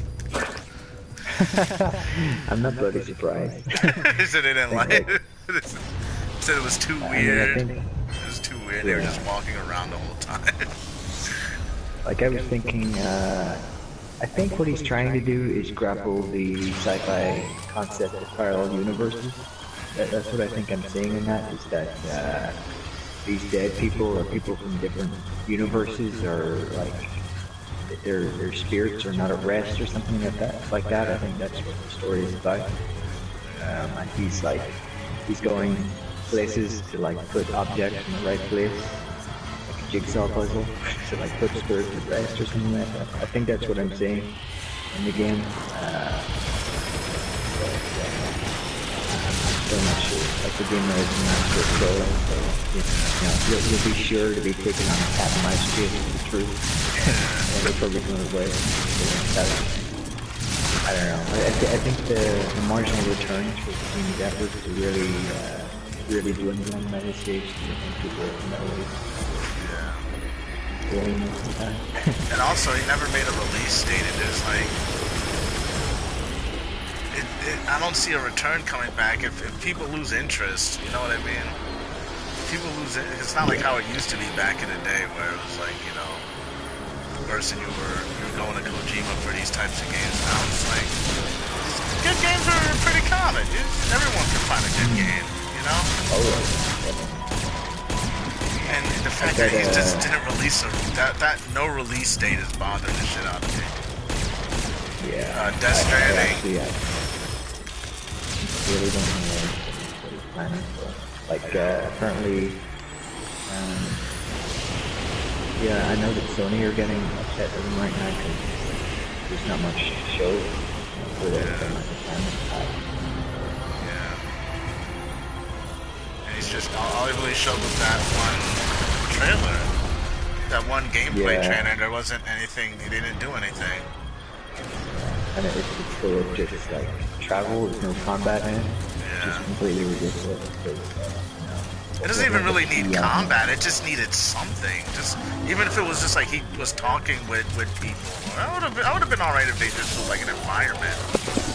Yeah, that's right. Actually, I haven't seen any conversations from the game actually, so I have zero insight on the story. Yeah. But maybe he's learning his lessons from playing the game, because he pretty much put out like all the cutscenes and trailers from him.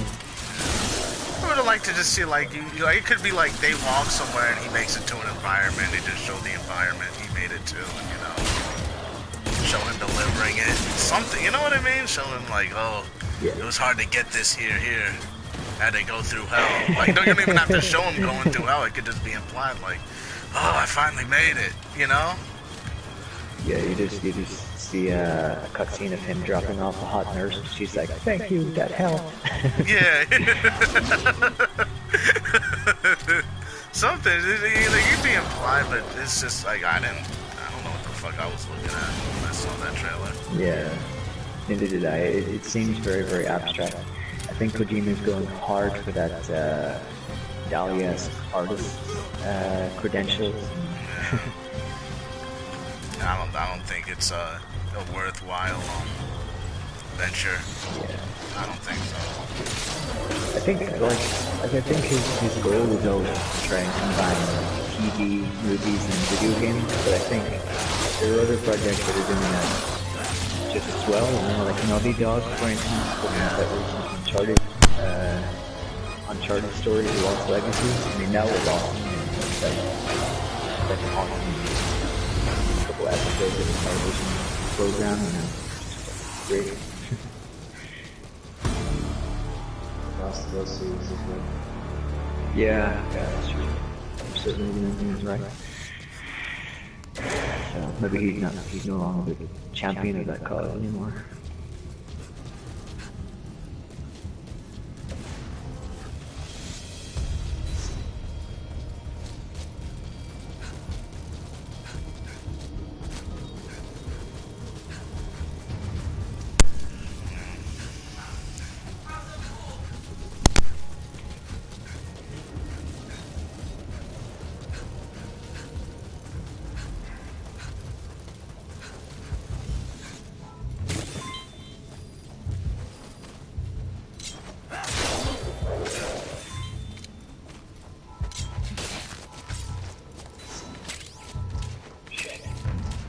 happened to this?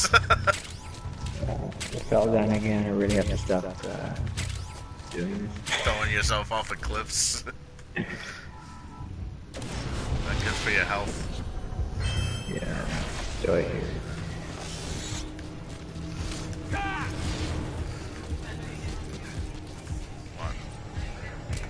What?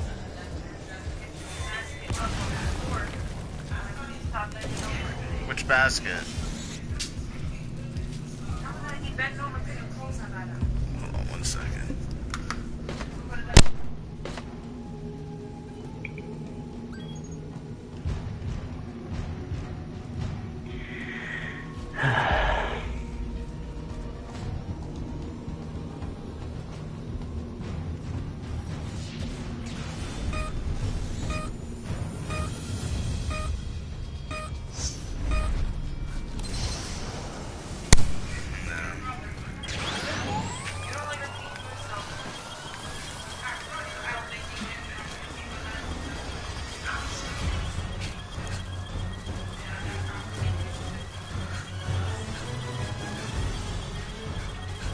I'll grab these ones over here.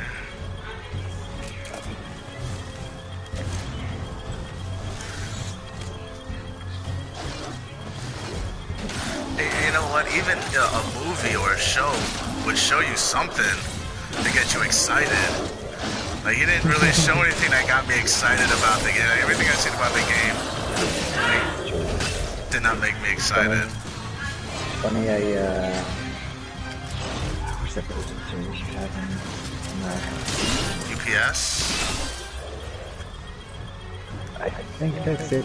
But it's funny, someone took the Death Stranding trailer and put the audio for a postal service trailer or a postal service advertisement over the top of it. It's like, that, you know, because he's just like delivering packages. It fit really well, I thought. I mean, you could, I would have done, even that, I don't know, man. I think he should have, I don't know. What he showed was very underwhelming. And I don't think that's a proper marketing strategy that'll work. He showed that woman, you know what I mean? He showed like fucking women he had crushes on when he was a little kid. Care about these dried up old hoes? What's like the about the game sometimes is that like I think that Metal Gear Solid has the potential to be like a really comprehensive mythology to explain a lot of the things happening in our times. But too much of the cringy shit went in there. Oh yeah. Put into like sales deals, picking up their game, and it's like, yeah. Why? Yeah. It's kind of upsetting. And it's I don't know. It's dried up old hoes. Like, I don't care about them, man. Like, you didn't pay me to care about these old hoes. Dried up old Hollywood hoe coming in and he called her a goddess. I rolled my eyes. She's a goddess. She's a goddess. He's been sipping that Hollywood Kool-Aid. I think so. But then he always has things. He puts Hollywood action movie at a premium sort of perspective. Yeah, which I think is again, don't get me wrong, there were some cool Hollywood action movies. I think the John Carpenter stuff. Well, I like all of John Carpenter's stuff. But John Carpenter made Escape from New York, The Thing, Halloween. But even with him, like John Carpenter hated the Hollywood scene. He always chose to go. He didn't make his movies in Hollywood. He hated working in Hollywood. Yeah, and he really did. He was one of those guys who made movies but hated Hollywood. Yeah, I think like the SJW sickness is probably has a lot to do with Hollywood culture having a different in America. Like a bunch of people trying to achieve the impossible with artistic, fruity artistic outlook. You know what I mean? It's denying reality. And you forget, like, Hollywood, the thing with Hollywood is that there were people who were really talented working there. Because I remember I was watching John Carpenter work with James Cameron.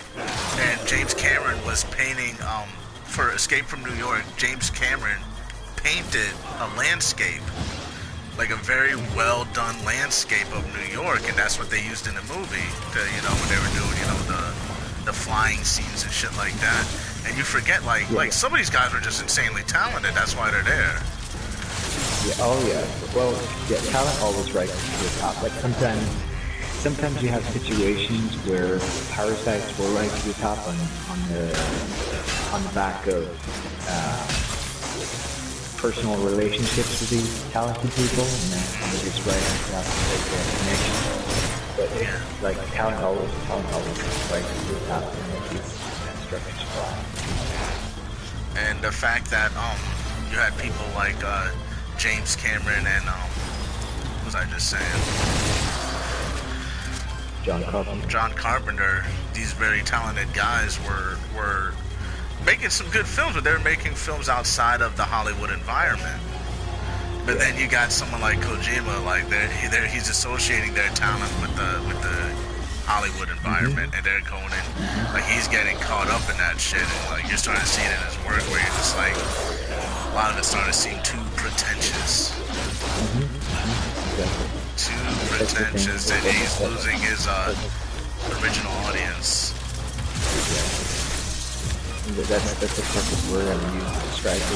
I guess over time they just like there comes a time where you as an artist have pretty much achieved your zenith, and the only way you can create value for yourself after that is to really like start plodding into some very risky, quicksandy territory, you know.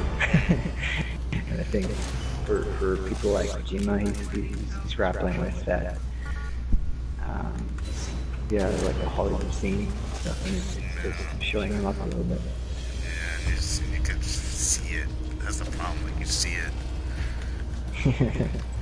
That's what kind of bothers me, is that the fact that I have to sit here and witness it, and I'm like, ugh, he just called this dried up old prune a goddess. I didn't actually see it. I didn't see that interview. Where was that? Just look up Kojima interview Death Stranding. I think I forget the actress's name. It's the actress who used to be the German woman that the blonde German woman that he's got involved in it. Yeah, is that her? The older woman. Yeah, she's older. But she's not German. She's from LA. Right. So can you remember her name? Maybe I'm thinking of the wrong person. Yeah, look up the name.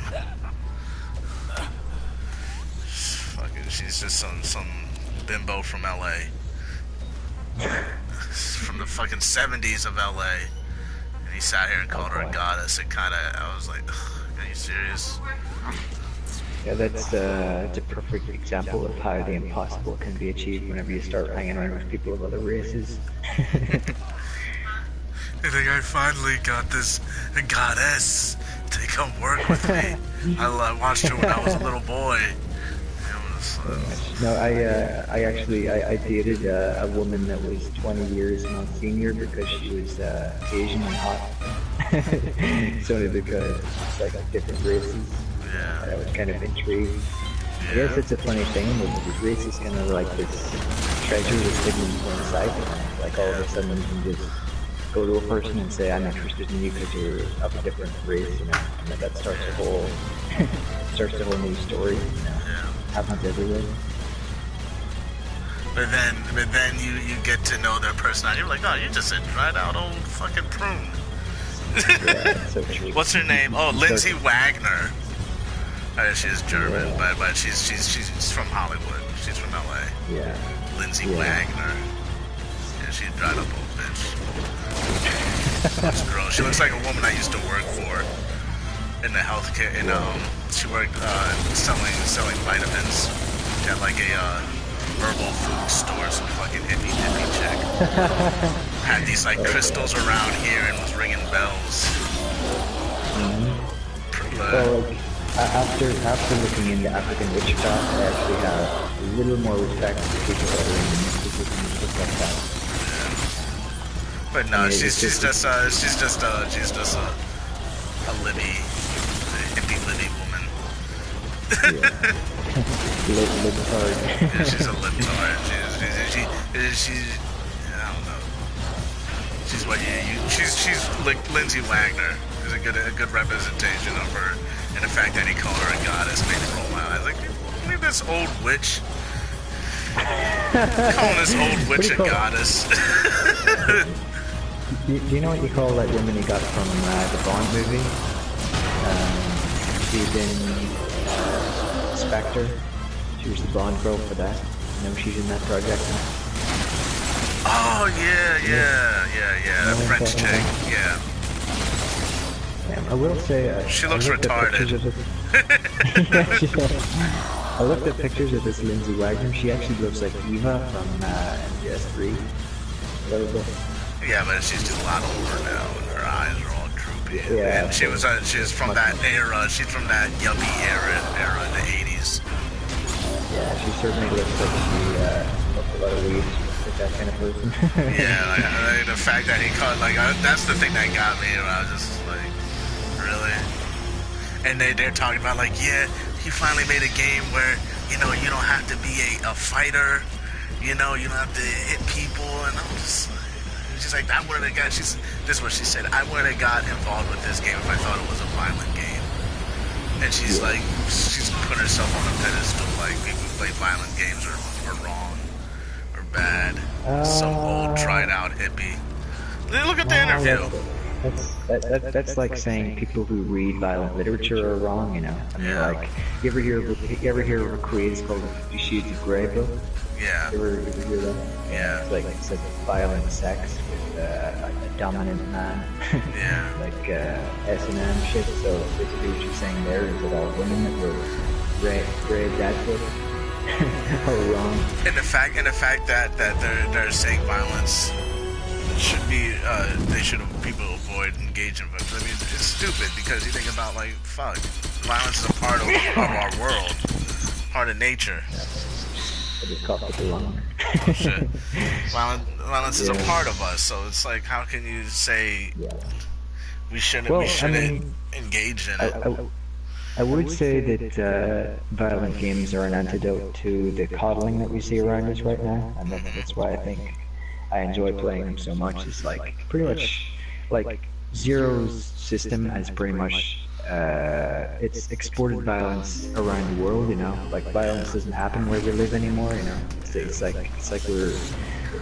it's absorbed by the state almost. You know, so it's kind of like video game violence is pretty much the only way you get that feeling anymore. You keep the beast alive inside, you know. but you can tell with her, like, their idea of violence would be like if you go fishing and you skin a fish, you scale a fish. To them, that's violent. Like, these people are fucking they can't offer you anything of substance. Everything is superficial with them. These are the same people who say, you know, I don't agree with violence. Then the next thing, you know, they're at a demonstration, you know, carrying sticks and chanting with, you know, Antifa, then getting knocked out. Like the same people.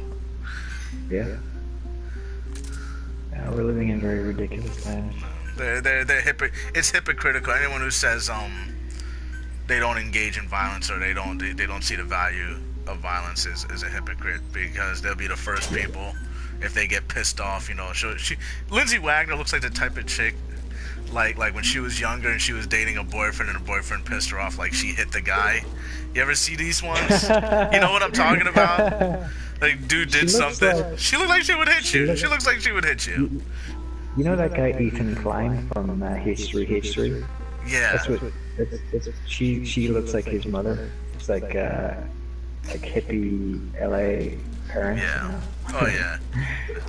But she would probably overstep bounds in a relationship. Yeah. You know what I mean? Definitely. She seems like the type, especially those types. I know those types. And the thing is like liberated women. liberated Western women. And I get me wrong, because I know where Kojima's coming from. He is a guy, right? He probably when I look at him, I see like he didn't have a lot of interactions with the real world. I can see it. He was over there in Japan, working tech industry the whole life. That's an understatement. Yeah, he didn't have real. Yeah, He read a lot. He looked at literature. He worked with computers a lot. He didn't have enough dealings with Western liberated women as not some guy who could give you money. Like I had dealings with them. Like I was either a guy they could fuck, or a friend or whatever, or a colleague. So I know how these women are, and I tell you right now, they are fucking. They're awful. Right.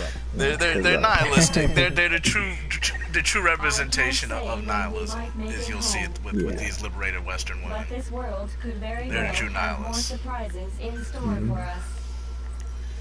See Liberated what you so can much tell that they us don't out have to there. fit You just might into find the key to getting back. They don't care. nature's boundaries anymore. They don't care if it's not involved with them. They don't care. You can't get them to care. You can't get them to give two shits about anything that's not involved with them. Narcissism. It's heavy. I think that's the hallmark of any true nihilist would be a form of narcissism there. Yeah, that's the funny thing, because a nihilist would say that not even they have value, not even they exist. But most people mistake their emo nihilism, or they don't go through with nihilism. They still stick with narcissism because that's the thing that keeps them alive, stripping their own ego, being on balance. Yeah, but it's I mean, when I say that they are, when I say they're the true nihilists, it's when I look at their actions, right? So a nihilist really much, it doesn't say they don't care about anything themselves or whatever. It's that they don't care about morality, religion. Like that's the main things that they just turn their back on. They don't give a fuck about that shit. Yeah, anything that limits personal gratification. It all is instant gratification with them. That's why you see the phone craze is a big nihilistic thing. They like the phones. Phone? Yeah, the whole like the smartphone, the selfie generation, the social media craze. I heard you wrong. I thought you said phone. They probably like phone too. I don't phone. Yeah, probably. All of it. Fuck it. But that's a big thing you see with them. It's I believe it's the not just instant gratification of themselves, but inflating their own self-worth. Also, is another thing you see, because it's not just the fact that they see themselves as something more than human, but they want others to see them like that too. Like you're gonna see them with the inflated self-worth that isn't really justified by reality. You know what I mean? There's no reason they should. Like you see that with women a lot, where it's like there's really no reason for them to feel like. Alrighty, man. Good games. Copy that, Muhammad. That there really is no reason for them to feel so sure and full of themselves. There's no justification there.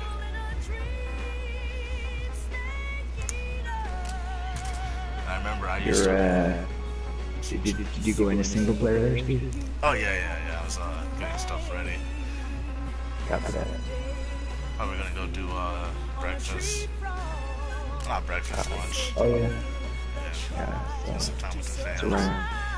It's around noon time for you right now. Yeah.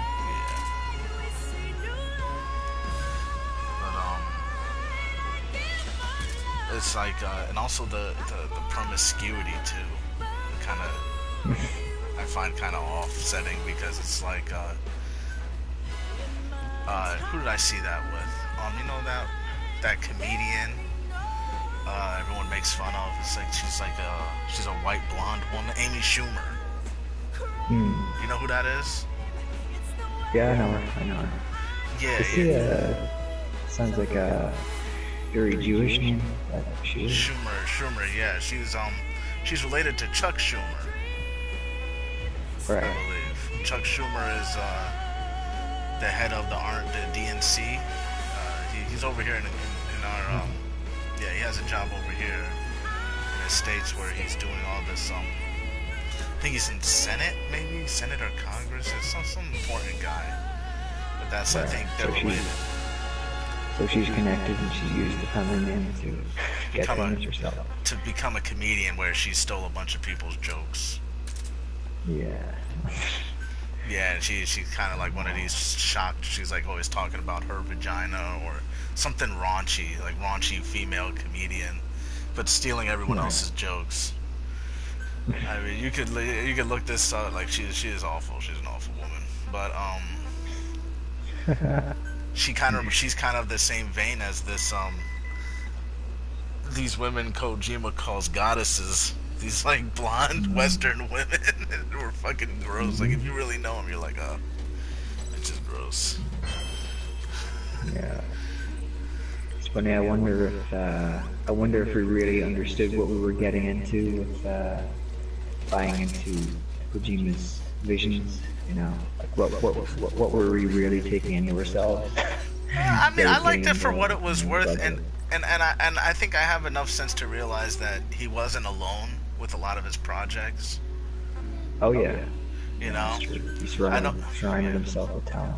He surrounded himself with a bunch of talented guys, and I think what ended up happening is the guys the guys who were attracted to work there, they were like, oh yeah, I want to work with this guy because you know this is a cool game.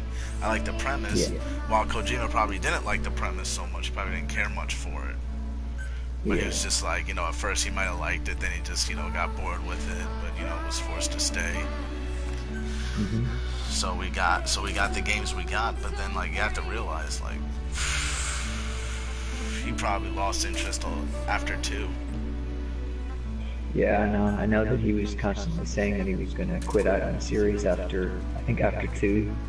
He was pretty much done with it. He'd achieved what he wanted to achieve. But I actually think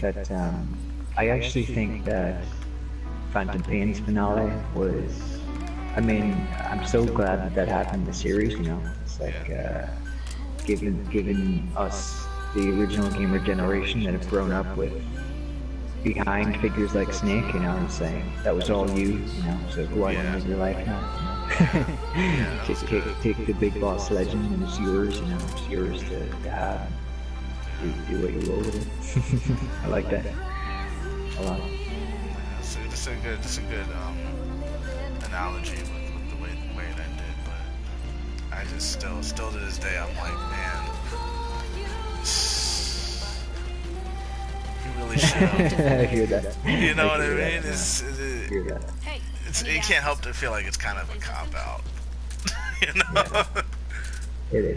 It is, but you know, when you think about it, like for big projects like this to be completely wholesome and to do everything right, like it's you know, it would pretty much be an act of God for that to happen, because after a while, the mother corporation Konami pours so much money into it that it's like, you know, they try to make sure that it's fit for market, you know, so all these things get tacked onto it that were perhaps not part of the original intention. So I think whenever you're dealing with like a corporate entity puts out a project like this, you gotta preface your opinions with that thought. You know, it's like it's a godsend if anything comes out the way we intended.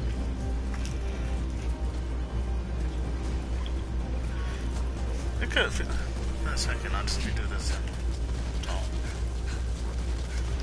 It seems, I don't know. I mean, I get it. That's the thing. We think Metal Gear, we think Hideo Kojima, which is, it's a fair assessment. But you gotta remember, like, he took everything we love about Metal Gear was actually taken from like other places. Like even the character of Snake. So John Carpenter really came up with that character. Well, not even he came up with that, because what they're referencing is something that goes deeper than that. You know, it's like Snake is pretty much a mythological construct, a man that is at the highest point of a warrior hierarchy. You know where he said he came up with the idea of Snake, though? You know where the idea, the character for the guy with the snake tattoo was somebody he went to high school with. High school tough guy. Yeah, oh yeah, that's it. It all comes down to like family and school, and then later on corporate relations. I think there was a lot of corporate relations in Kojima's later work on Metal Gear. It was pretty much setting up your own company. Something that a lot of young older members of the original gamer generation were facing, that now they were getting together. They were romances like Kaz and Snake, and setting up their first business together with their best friend or something. It was all coming back from the roots, all that stuff. And he was also the idea of the way Snake behaved in Escape from New York was out of the Nixon era, where no one trusted the government anymore. And it's like well, that was the traditional American attitude that seems to have been lost after FDR's New Deal. You know, it's like, after that, it's like people took for granted big government, but before that, it was the Abraham Lincoln idea that government was, you know, by the people, for the people. Yeah. Well, but Nixon had the whole. He kind of ruined a lot of Americans' view on politicians, where before that, like, no one really. Politicians were just, you know, there to represent the community, but then after Nixon, everyone was like, oh, these politicians are kind of slimy. They're slimy guys. Like, you can't trust them. Yeah, that's true. And that's where Escape from New York was like the future brought on by not like corrupt politicians screwing everyone over. The president he was supposed to save was this guy who was like pro-family, this and that. Then later you find out he's like a big jerk. He can't be trusted. Yeah, was that Donald Pleasance. Donald Pleasance was the president. Oh, right, he was the president. But there was another guy in the movie, Ben Cleef was in it, wasn't he? Oh yeah, he was a general, which was actually wasn't that bad of a guy. Yeah, he was like Ocelot's character though, wasn't he? He was more like I would consider him more as a Roy Campbell type. Ah, I see. So you say like yeah, and you know, him and Snake.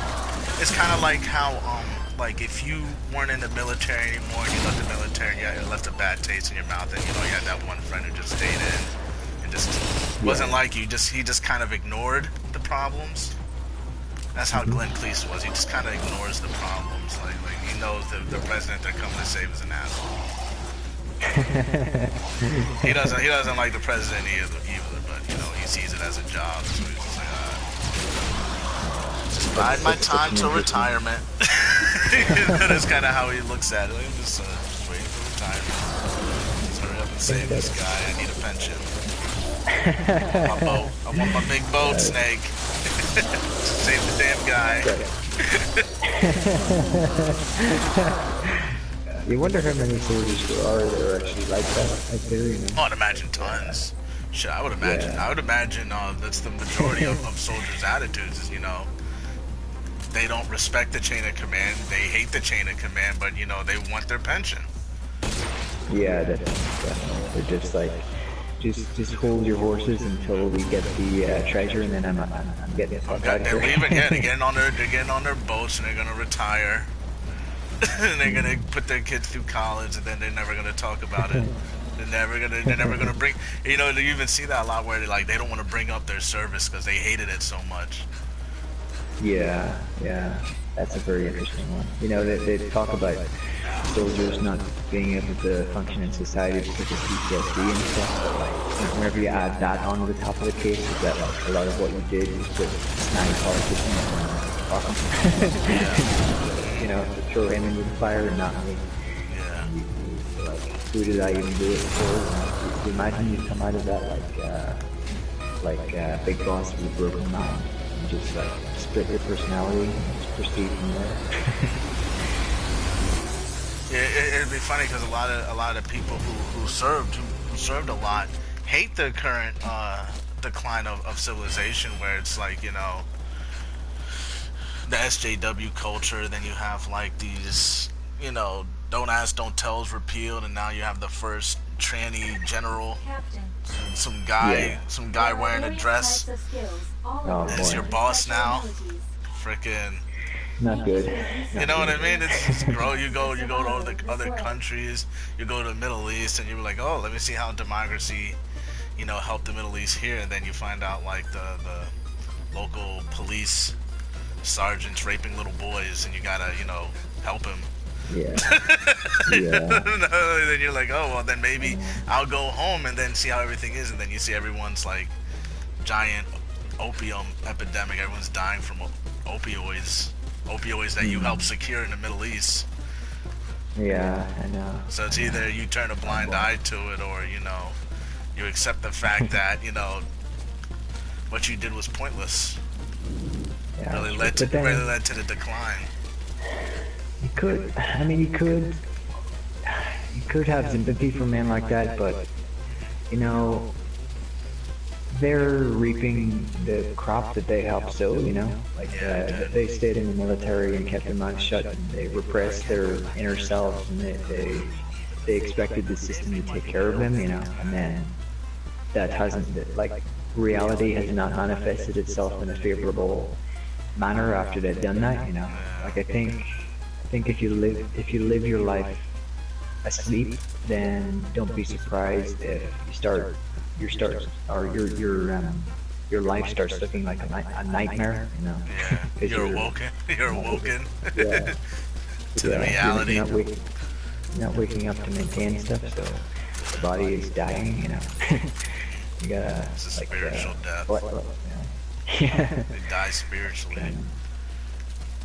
I had conversations with a guy, defense contractor, and like, you know, the whole debate was, it was a weird debate because I'm like, yeah, you guys were over there, they were over there protecting opium. He was like, yeah, we were protecting opium fields, but we didn't bring the opium over. And I'm like, you're still part of the like, what are you talking about? Yeah, but we don't. It was just a body. Yeah. He was like, yeah, we protected it, but we didn't bring it over. I'm like, yeah, it's you protected it. Now it's over here, and everyone's dying from it. And it's everything the last war accomplished just led to the decline of Western civilization. You got fucking reality TV stars are president now. Yeah. Oh, it's ridiculous. It's ridiculous. Nothing worked out the way it was supposed to. It's all shit. Fucking. Yeah. It's a Yeah, joke. it's true. It's true. And I guess maybe that's why. Like war stories are not quite satisfying anymore. Like soldier stories and stuff, because like where is the Great Crusade? You know, every yeah. No, go ahead. Every war story you're gonna hear now is gonna be like this. They were on a convoy, something blew up, or they saw someone, and then they called it in, then someone they got an airstrike.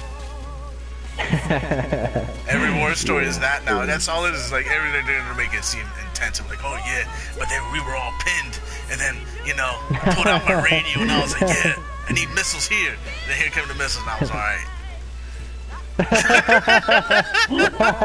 Is every war story? It's not like how it was. No, it's like the perfect demonstration of that was that film, that Jake Gyllenhaal film, Jarheads. I don't know if you saw that one. Yeah, yeah. It's like there's one of the soldiers who's like, guys, we're like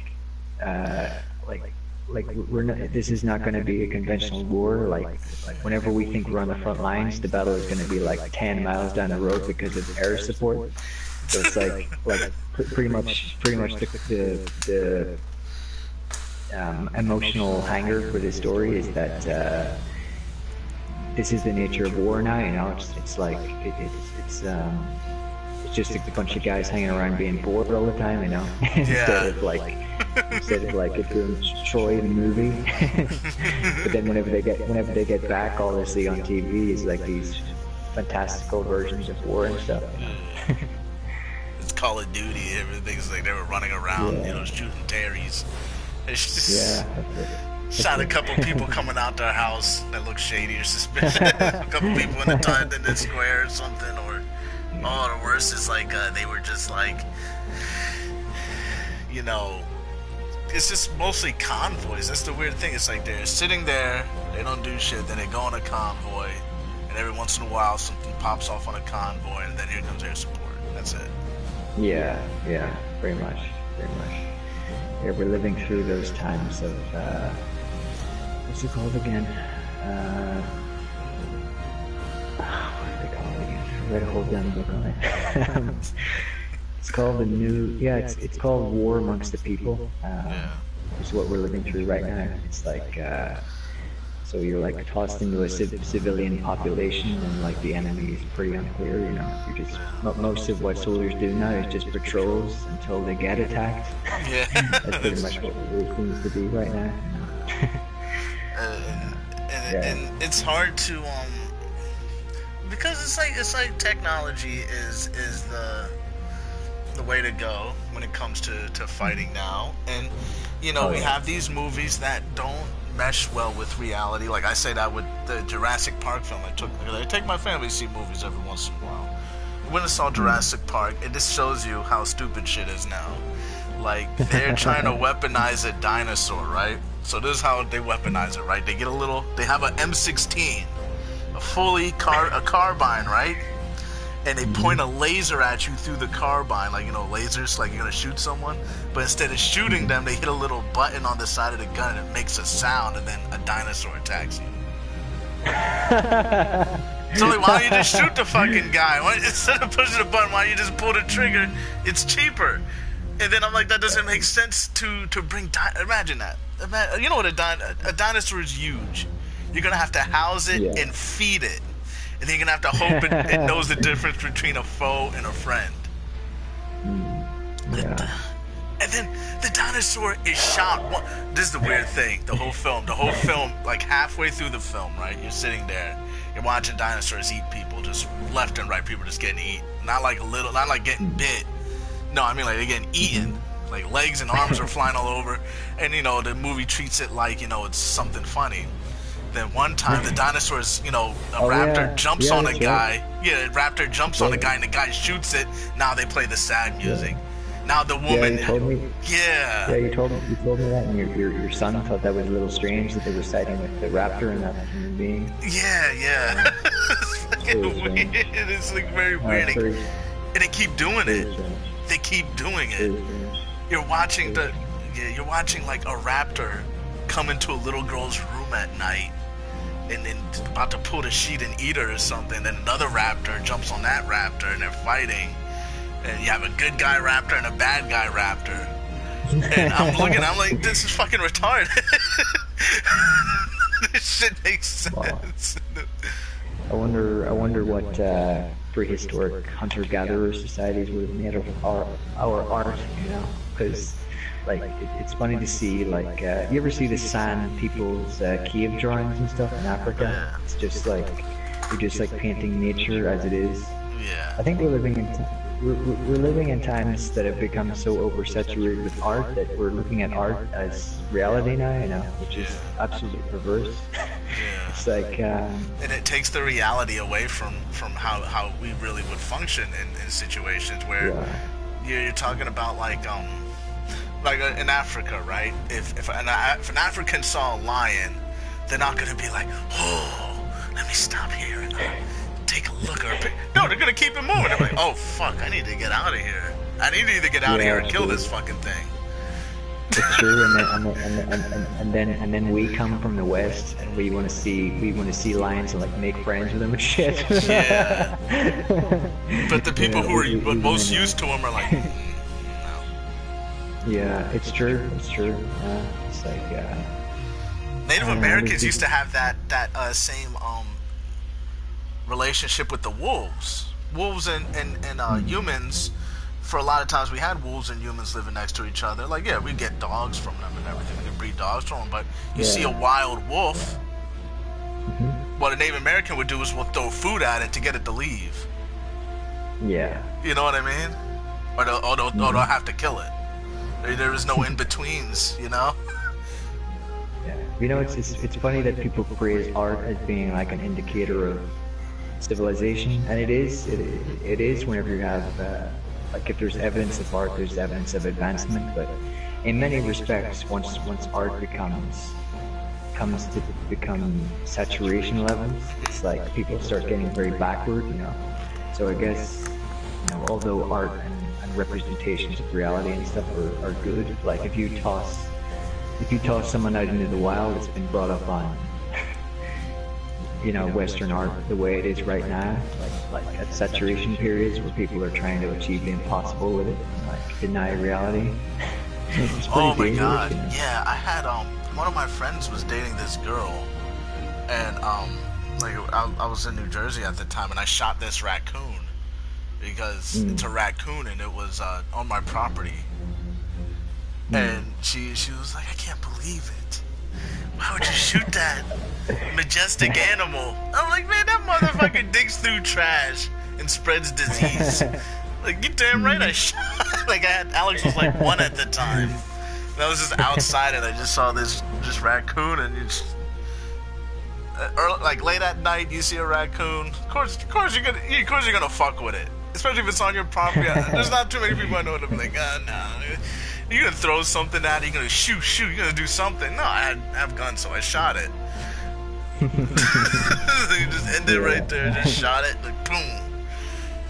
Remember one time I'm going through the trash, I see a possum, like in the trash, and it just opens its mouth. I You don't want to get bit by one of those? Yeah, I didn't have my gun at the time because I didn't want to shoot into the trash. So what I did instead is I just got like a katana. Started in the fucking trash can. Oh boy. I don't know. I like animals. I have a respect for animals, but it's just if they're in the way, I kill them. And without hesitation. Without hesitation. Well, like there are pretty much 0 animals that can do me harm where I live, so. I'm not really, like, I haven't really acquired that, but I'd imagine if I encountered like an African wild dog, like running in an African savanna or something, I'd know like to kill that fucking thing because it's gonna kill. It's gonna. Snakes. Well, if it doesn't, snakes for another thing, because like, you know, I think more than just being afraid of it like tearing my back out, I'm also afraid of like the slow bacterial deaths if you get bit by them, you know. Yeah. And you gotta realize, like, you can't have relations with a relationship with a wild animal. You can't be buddies. No, you can't. You can't be buddies. It's not gonna. You're not gonna sit there and be like, oh, come here, little chip. What's something? They're not birds. I mean, there's nothing wrong with imagining that, but like, we have a whole generation of kids that believe that, you know, for instance, house cats are cute. But have you ever seen like house cats whenever they catch like wild animals, like birds and shit? Yeah, they're brutal. Yeah, they are. They're very violent creatures. Even though, like, I think that pretty much epitomizes cartoons. You know, it's like it's making dangerous things cute and approachable. You know, which is pretty dangerous. It's like teaching a cat you're about to release into the wild that all humans are decent and they'll never ever hurt you, you know? Like if you put a cat out into the world with that attitude, it's gonna get drowned by some delinquent somewhere, you know? I think cats are I think they always, even if they're house cats, I think they always know. I think there's something about them that they're very Yeah, easy they to do. go feral. They go feral quick. They go feral quick. Yeah, Cats they- more they really than dogs too. Like if you Well, release a dogs- little shitty dog right now, like those little, it'll be dead in a week. It will. It will. It'll be. It's You true. release a Yeah, cat cats right have- now, he's gonna. Oh my god.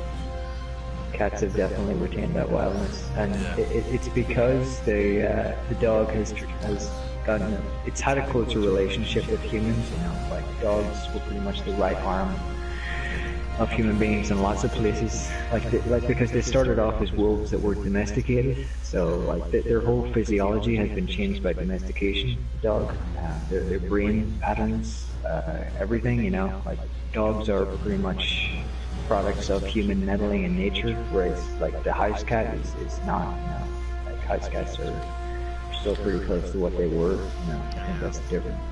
Yeah. They're always what you would call an apex predator. They Yeah. maintain it. They maintain it. I think it just has something to do with their DNA or something.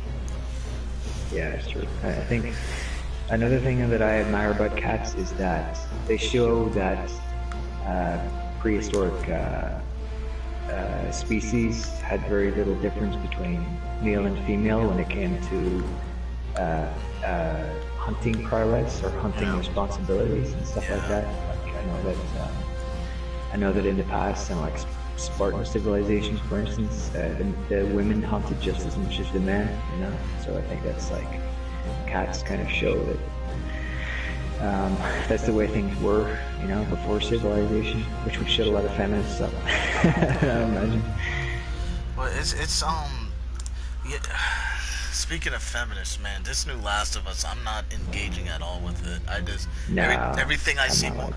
Oh my God! Guess what they did with the new Last of Us?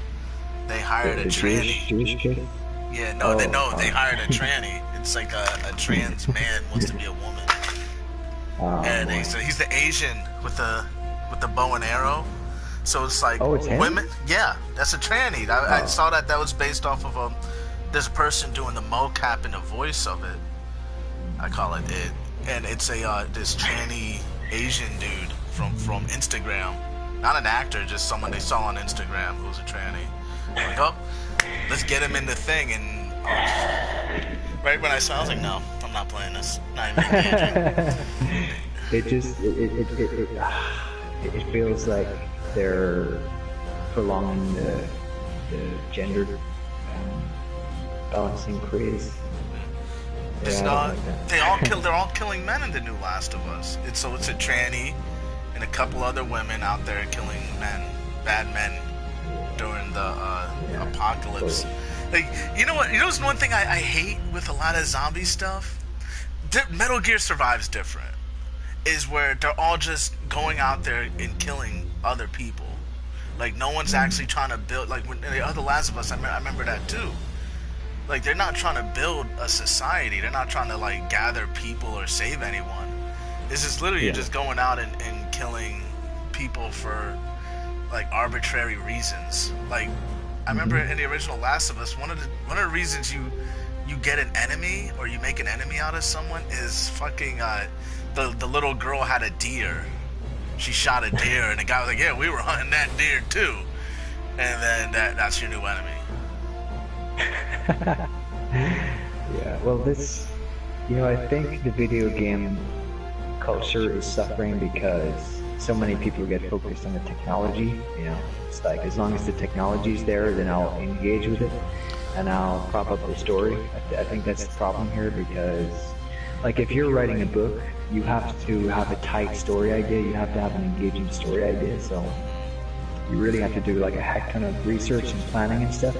Whereas if you have a video game which is primarily driven by action and movement and stuff, then you really don't have to think too hard. And I think that's a lot of what Metal Gear suffered from. Yeah. It's just this embellished story that wasn't properly planned out yet. But they had like really tight technology and like controls, and it was really fun to engage with just because it appeals to us in some other way besides logic, you know.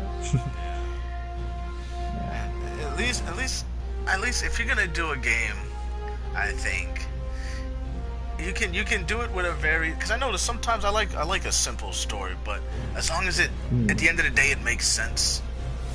Exactly. At the end of the day, like it conscious, like there are times where like I see games and it'll take me out of it because it doesn't make sense. Yeah. Resident Evil, the new one, Resident Evil 7. It's a very simple story. It can be summed up in a sentence. Incestuous family. It's not even that. It's like the guy's wife is missing.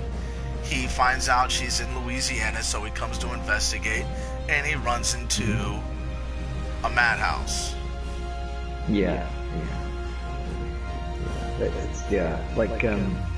Like video games, they're not terribly good for teaching people how to tell traditional stories. You know, one of the dangers of the format is that like they're predicated on fun and instant gratification. So it's like getting with a woman that you don't really like, but you stay with her because she's hot. You know, it's pretty much. I don't care as long as she's hot.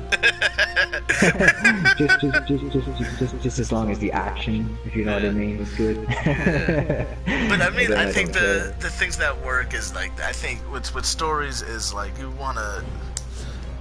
I think there's nothing wrong in telling a simple story, and I think you have to, when you're gonna tell this story, whenever you're gonna, because telling someone a story, you know, you're expecting a lot from your audience when you tell them a story, and they're expecting a lot from you. So before you even say like, I have a story to tell, you better make sure, you know, you have an ending. You better make sure it's simple. That way you could do that way. Like I think the advertising for Metal Gear 7 was ingenious, because the demos weren't actual from the main game. The demos, like the demos they were releasing, they weren't even trailers. They were just demos, and they were releasing demos as you were playing as different characters who were getting killed by these crazy people in that house. Yeah. So that was kind of smart, because they didn't release anything. Like they didn't release anything of the story. They're just like, oh yeah, these are the bad guys, and these are their just what they do. And here are the demos to show you who the bad guys are. They're not going to tell you what the main game is. It's just like, hey, bad guy. That's what. I'm surprised other developers didn't think of that. Instead of a trailer, interactive teaser trailer, interactive demo. Yeah, that's very clever. It is. It's using the medium for all your needs, even advertising. It does its own marketing. And then it shows you the threat of the enemy AI. It shows you the threat that you're watching people get killed by them. You're playing as people that are getting killed by them. Yeah. You know. Yeah, that's smart. Good, I like that. That was very smart. And right away, like the main antagonist. He's not even the main antagonist, but the way they shown to me is this guy named Jack, welcome to the family, son, became a meme because of those demos. When he was just killing the other guys in the demos, that's just what he would say, welcome to the family, son. It's funny that they're also tapping into a mythological construct there too, because like they're making the patriarch being the most threatening object there, you know. Well, actually, I'm not sure if I like that or not. I would think of it more. Think of it more as a the what's the bull-headed creature? Is that a centaur? Minotaur. I'm not sure. He's a minotaur. This is the minotaur mythology, where you're stuck in a labyrinth, and then there's this hyper masculine minotaur guy. You know, you can't fight him normal. He's not a normal guy to fight. You can't kill him. He can't be hurt. He's super strong. He can just appear. If you go the wrong way, he just appears. It's Minotaur. It's Minotaur philosophy, where it's like, which is scary in itself, where it's like he doesn't let up. You know, like bursting through walls. If you unpack that myth, it's probably something like the labyrinth is the mental labyrinth to figure out either your surroundings or some kind of intellectual idea, and the Minotaur is like your father or your latent masculinity, which you're not harnessing because you're focusing more on the mind, the task of the mind. Yeah. And like